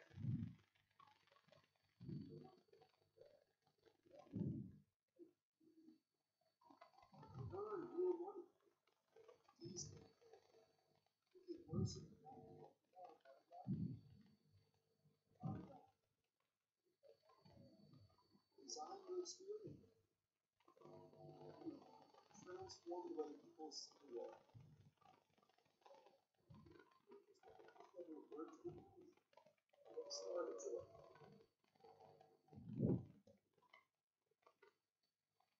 Ethereum. Ethereum, you need to have it. Yup. Yeah. So there are crazy people who are actually buying virtual real estate using this, and what they're doing with it is like they can have paid experiences. Like they're selling like some people actually made amusement parks. Just amusement park experience. Whoever has an HTC Vive can just sit in their homes and have an amusement park experience, or some another kind of you can be a character of a movie or something like that. And so you can make money out of it, but it has not hit it yet. It is still in the beta phase, and still getting updates from what they're doing, and it's pretty cool. So so yeah, that's about a lot. So before going into those are all concepts, and those are things that are in the beta phase and things that might come out very soon. And so above all that, when we are developers, like developing for VR, AR, or anything, like design considerations are very, like in the case of VR, it is very important to keep the user in mind, because if you make one wrong move, the user could be paralyzed, or they can have a stroke or something like that if you just have flashes. Like I'll explain that very soon. So basically, the basic problem that users face in VR is the simulator sickness. When VR actually hit in the hit in the cardboard and stuff, even the Oculus experiences, the initial experience, the most famous experience was a roller coaster ride. There were a lot of people who actually puked right after the experience, because your body is in a state of rest, and your mind, you're visualizing something that is in motion, and your mind won't be able, you'll have some kind of motion sickness, exactly like you have it when you're traveling in a car or you're in a ship or something like that. So in order to actually, there are a lot of ways which developers can do when they're developing experiences that can reduce these sicknesses. So one problem is the motion sickness, like in the roller coaster ride. If you make it, the ride can be as crazy as you want, but if you can keep your user's head in a state of that is a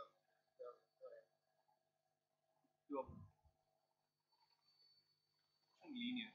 Because if the user is actually not moving in,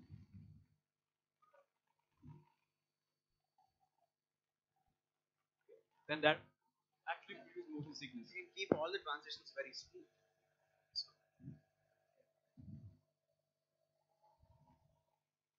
and then there is a very important thing is the FPS. Like whenever you're developing a VR experience, make sure that if it is for the HTC Vive, keep the FPS at 90 FPS.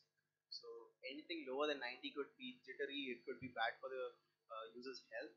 They could have some kind of illness, and some cases puke, stuff like that. And yeah, and also the head tracking has to be consistent. Like whenever you're wearing the VR, like even in the 3D world, if you just tilt your head like this and it gets stuck like this, then it would be very uncomfortable for the user. So when you're developing, make sure that you keep that in mind as well. And then yeah,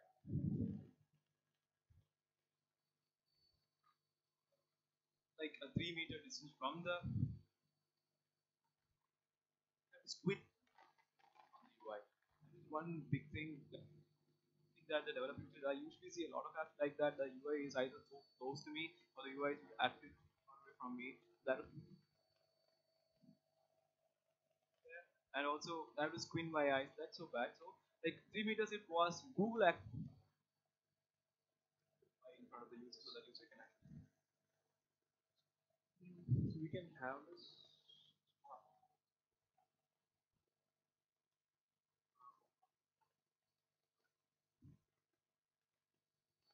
This one.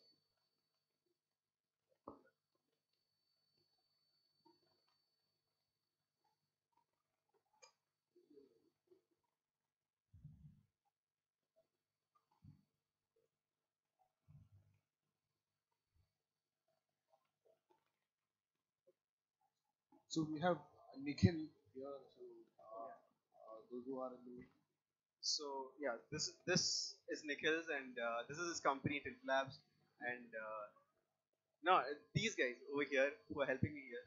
So that's a guy.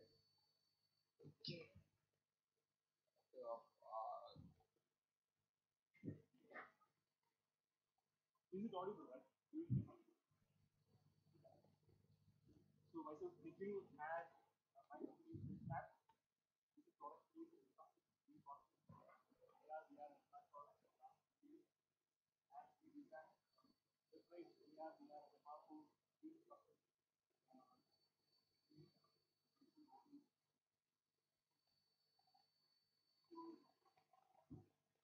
Normally, we develop industry-oriented VR, AR, and MR. Okay, so you can ask me any doubts regarding AR and MR.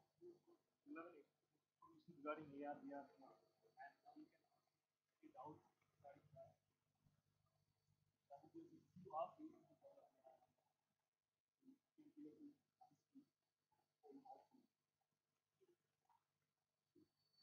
So, if you have any doubts, just ask. So one of the products developed is for seasons, and that is specializing healthcare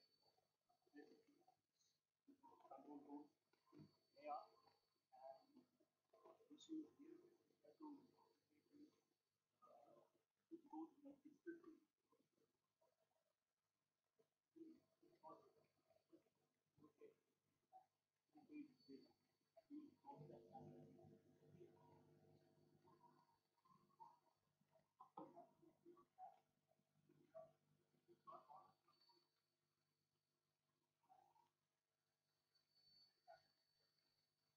also I have studios that publish about AR and VR. What we have is VR games called Masterclass of VR. You to play Xtending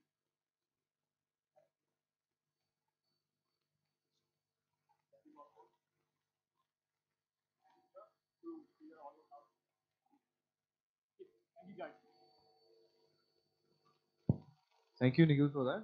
And yeah, you told about the cricket game that they have developed and you showcased this here. Before that, we are just moving on to the design considerations here. We just want to show how it is in really in VR. How do we actually do all that? So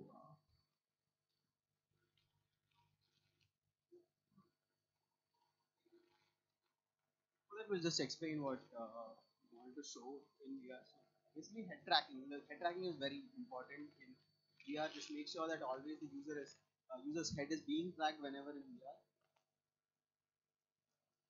And then even if you're head tracking, like make sure the angle is make sure user doesn't have to actually make sudden turns and stuff unless it is a horror experience. Uh, Obviously.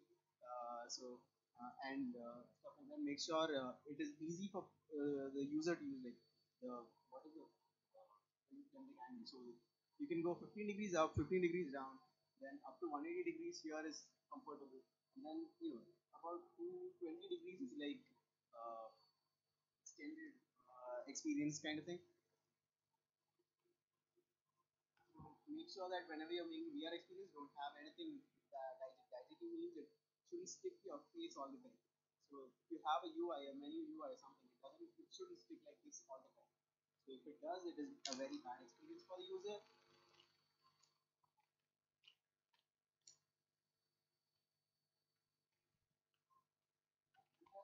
Then there is locomotion, which I think we can't actually stream it here right now. So I think we have to stream that.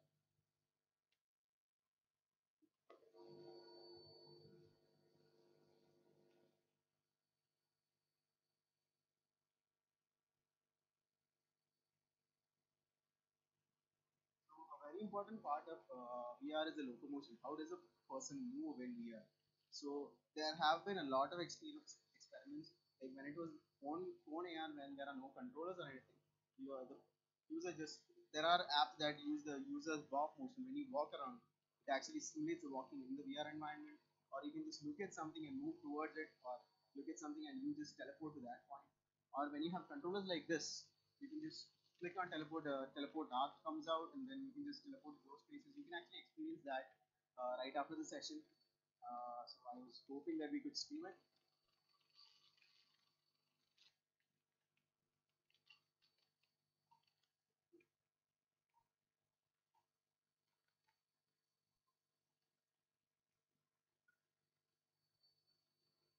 So you can use the controllers. Teleport arc comes out, and it'll be like it is like a sci-fi thing where you can just point to any place and you get spawned to that point.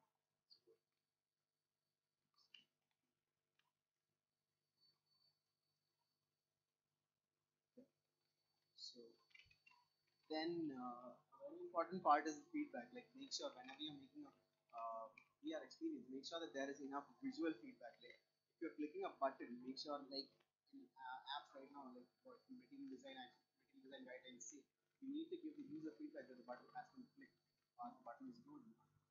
Anything is happening, like you're picking something up, or if this chair is movable or anything, like, you need to give the user feedback. Not just that, you have to give audio feedback, and we're using controllers like these. These have actually they have vibration motors inside that give you haptic feedback. Like whenever you're you get what is the word example? In your case, when you're hitting a ball with a bat, you get a vibration sensation that actually gives you sensation of that you're hitting a ball, or if you're making an arrow, like, even the tension can be simulated using the vibrations.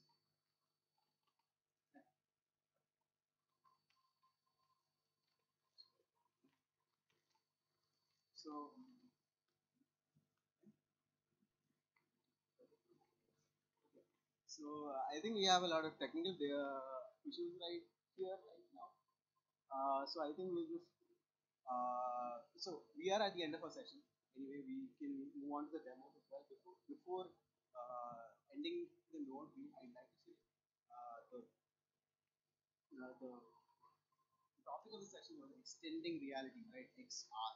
So what is XR? XR is basically an umbrella term, like I said in the beginning. It's just an umbrella term that accidentally got coined as the term for AR, VR, MR, and CR. If you're a developer who works on AR, VR, and MR, you can say, "Hi, I'm an AR, VR, and MR developer." So you can say, "I'm an XR developer," or "My company works on XR." So it's just another buzzword or a fun word. So other than that, so technically X means extended cross reality, or just the variable X, like many other people say. Like there are the possibilities are, nobody knows the possibility of what AR, VR, MR, and CR and stuff can do. So it is just it's still a variable.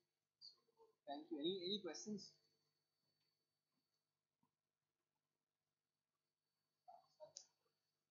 So the video's name is called Hypercar.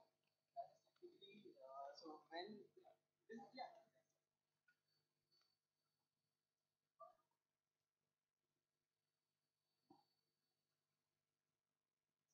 Any other questions?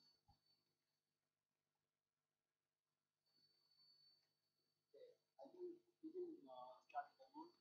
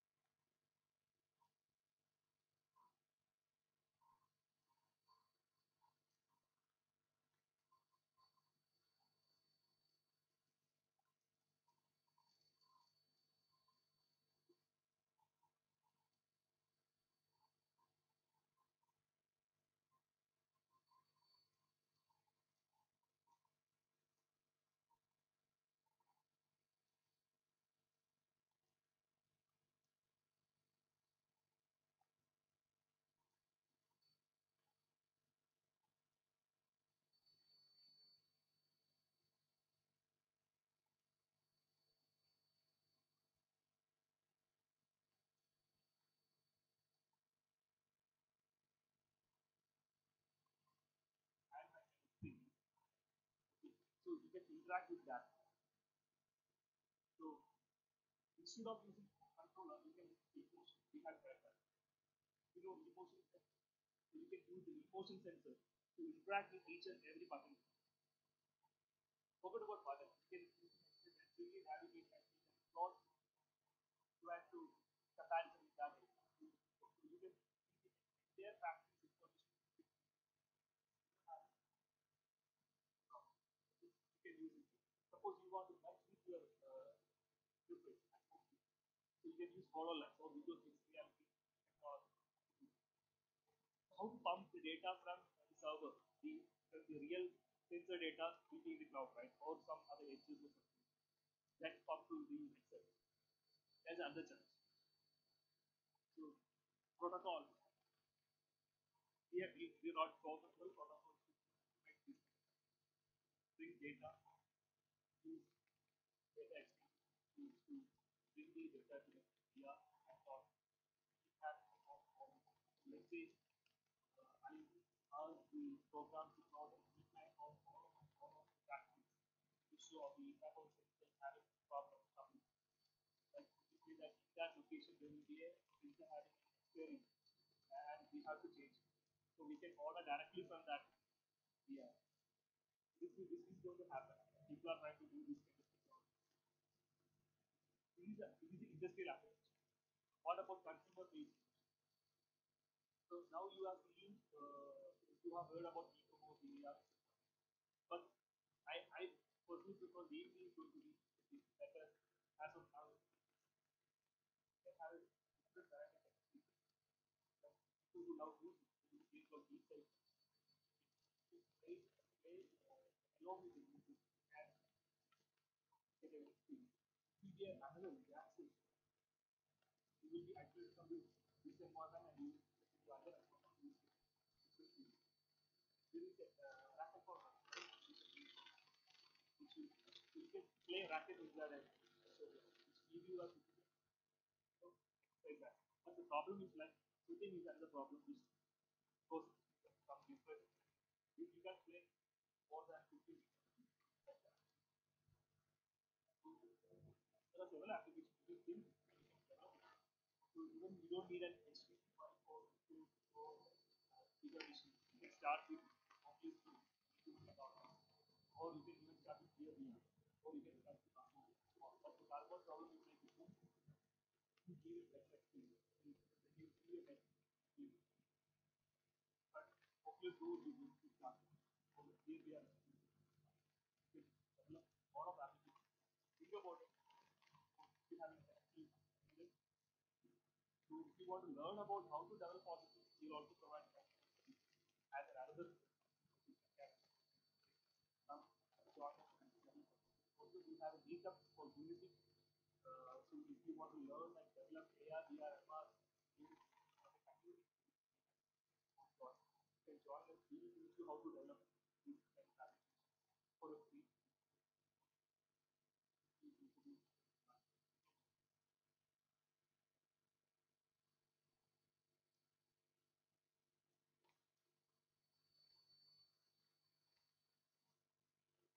So we are basically running this is going to happen on the January 5th. Every month we run on last Saturday. We will only for this and meetup.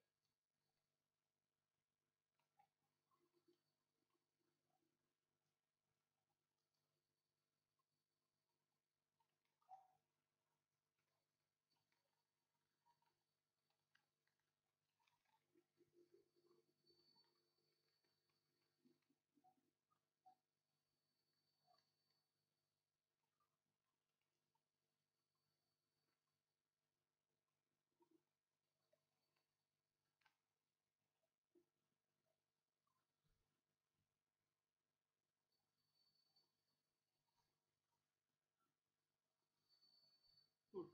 So now you can ask me doubts regarding your one, two, five.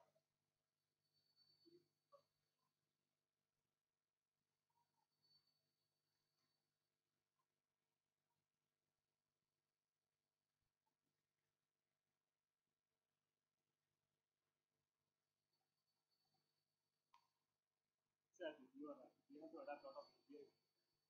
And we also have another option. Still, you heard AR, VR, MR, and VR. Most of them.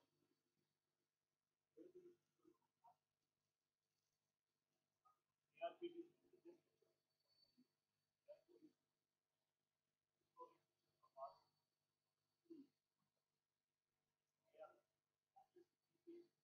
and Oculus, STVR is getting this all getting day by day they are adding more APIs. So upcoming developers, open source communities are adding more APIs to deal with all of it. So now they will have APIs to handle along with the machine.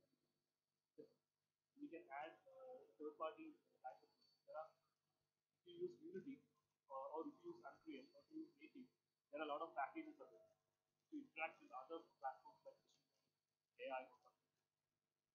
It's all adaptation time. It takes 1 or 2 years to get it. And it will take 5 years to reach the mega on. That's what my. But people are trying to develop applications right now. Like people like enterprise. The application of AR, VR, MR is used as compared to customers can't adopt.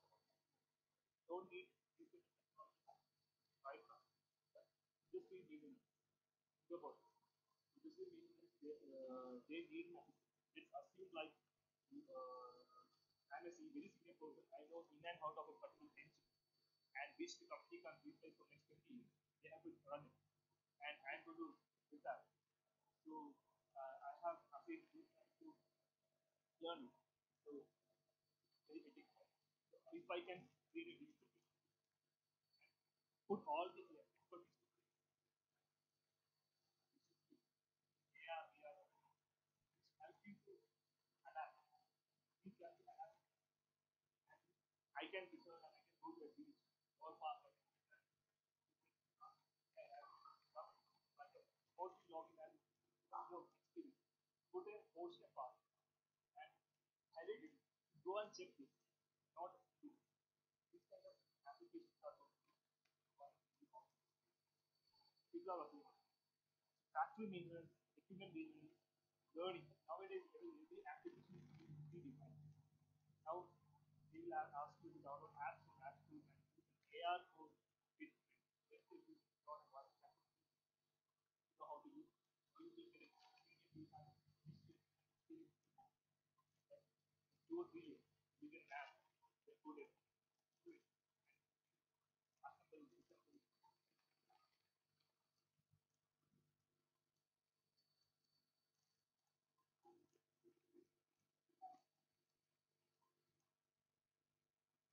Exactly.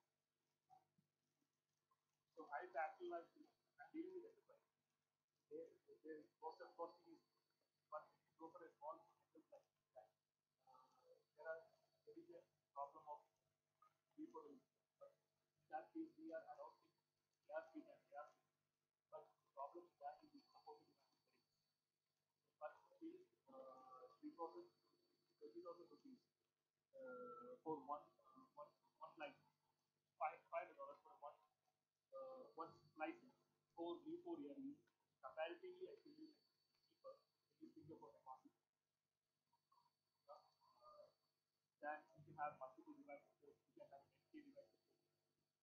Rather than put ARP and AR4 and buying a pixel mobile phone. That's 20,000 I don't do. But if you want a cloud, don't need to worry about all. You can optimize the cloud area. You don't need to send all the APIs directly to the cloud. APIs execution. You start to optimize in that. The number of requests to the cloud will be limited based on the parameters. So always you don't need to scan and check. You have stuff in there. We have a solution for it, but that is our trade.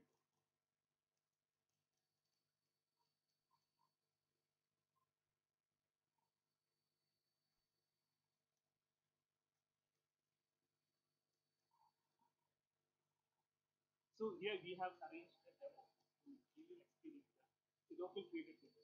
We created it. So we are masterclass. Epic changes.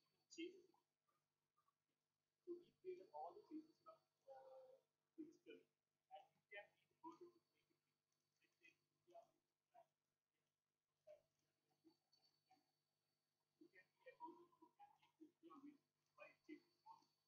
So VR is an experience. You can play and experience.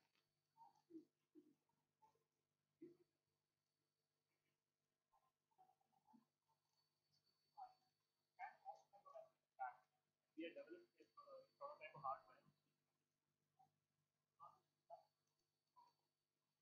We got to attach to real time and use this to track all your movements, and it will input to the headset, and you can that's it. And there is also we are using HTC Vive Tracker. You know HTC Vive Tracker. The another device, any object, that object will be tracked. We can use the tracker to attach to the tracker. So to have that, maybe connect it to the yeah. Anybody interested to who want to come first? So they will give you basic things you have to follow. So see your cricket bat, hold hands to do all this. This is a trigger pattern. To say that I'm ready, all of the ball. To say just please. In your headset, there will be an actual object.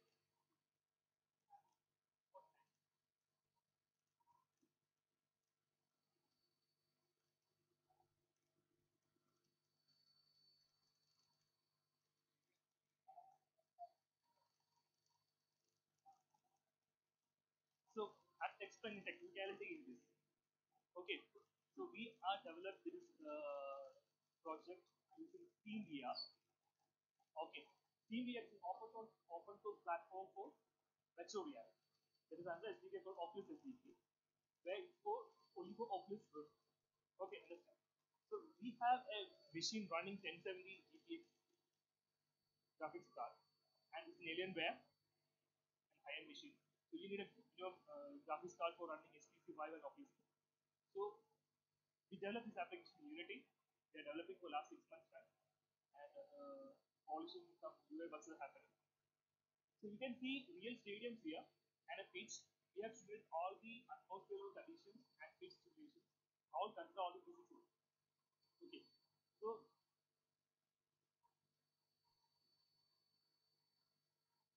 when he put the headset, the two displays will be projected with all the stadiums. He can have a 360 degree view of the stadium. Then the interaction happens.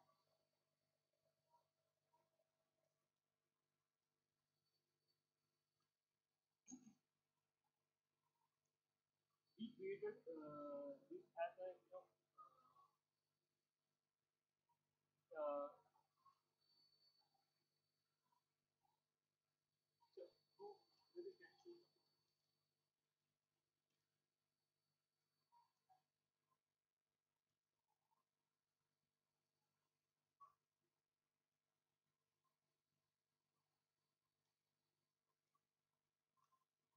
working on graphics.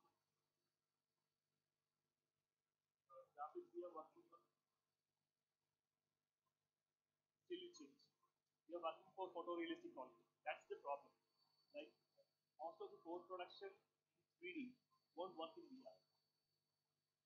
Okay. So there are post production stacks in all the 3D. That won't work. We have to create our own stuff to make a visual appeal. We are working on that.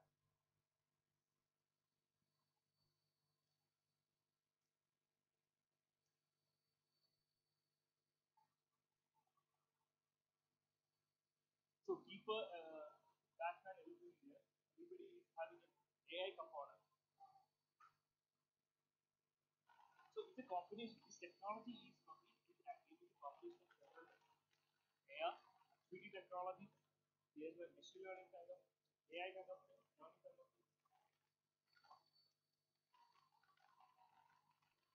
Yeah, go ahead.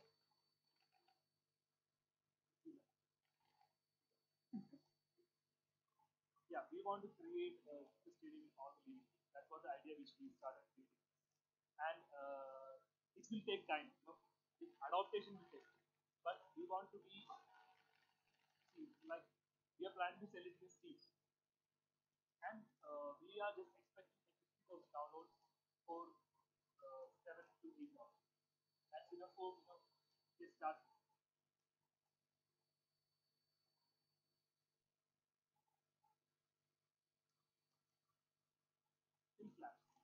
DILP.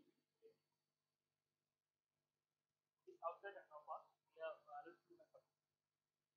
Adult family members. I can give you a card.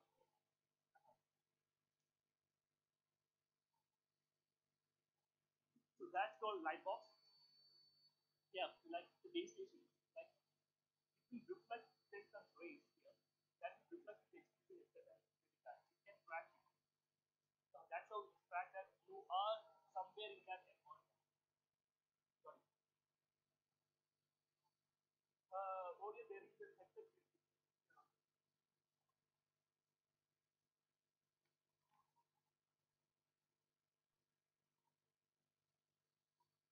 No, we are mainly focused on HTC Viber Oculus Rift, and we want to convert it into as a simulation later on, like branded and delivered. That's it.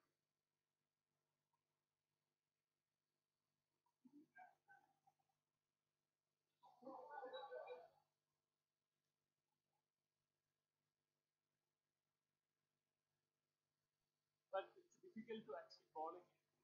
I told you. You have a controller here. To ball a ball like this, it won't be real.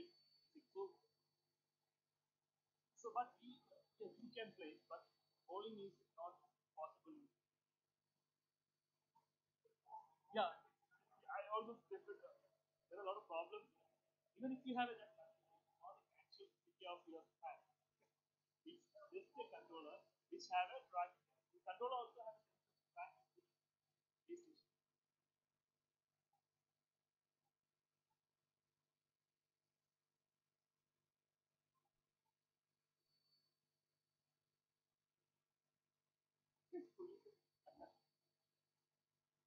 So we have designed several balls and tasks which we call space process.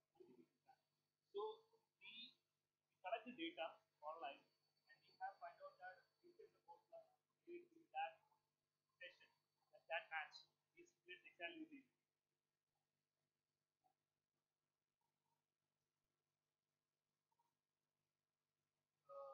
content is more, coding is less. With our yeah, that is because asset props, we call them props. Props inside a you need a lot of content. There are a lot of you can buy from asset tools, but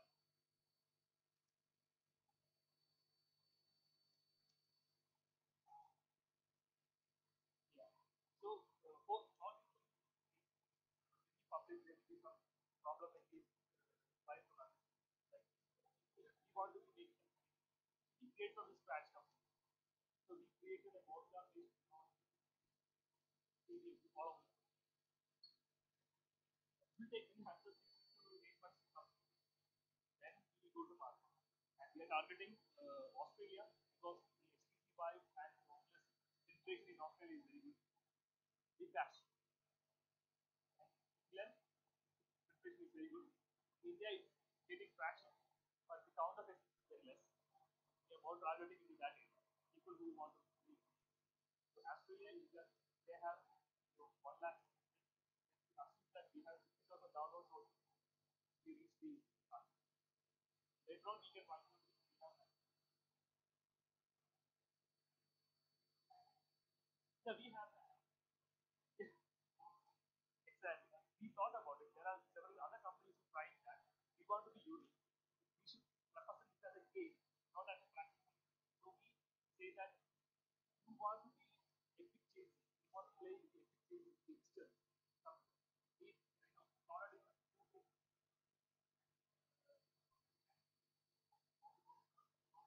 normal test practice. Everything we talk about we say that is the experience of history chasing. That is our game should have a gameplay. Gameplay is yeah, we have considered all this. So when you develop a game, you have to inside that. This is you can control the ball rotation, spin everything, and pitch hierarchy, everything. Like after developing all this, we learned a lot of facts.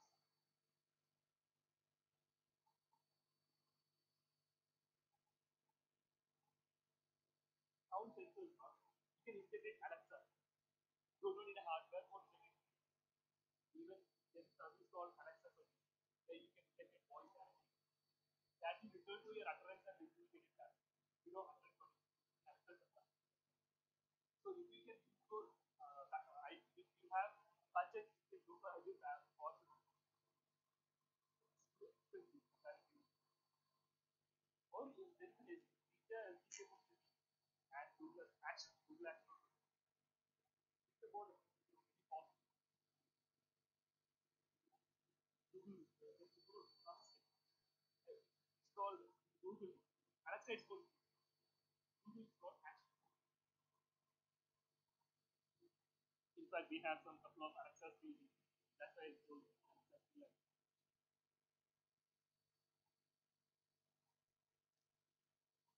So this design the modeler, directed animation, everything. Those are combination of artist and complex technology.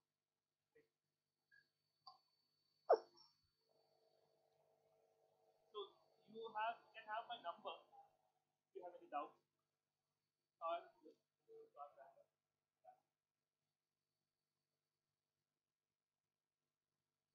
can I have a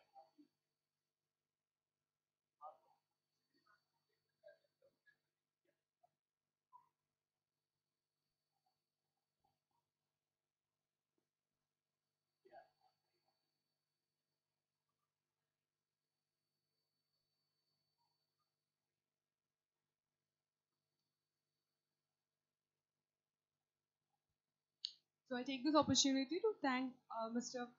Madhav M Nair and Mr. Abhiram A for their wonderful session. And very evidently, it was a very interactive and interesting session. So I invite Mr. Deepos now to hand over the memento to them.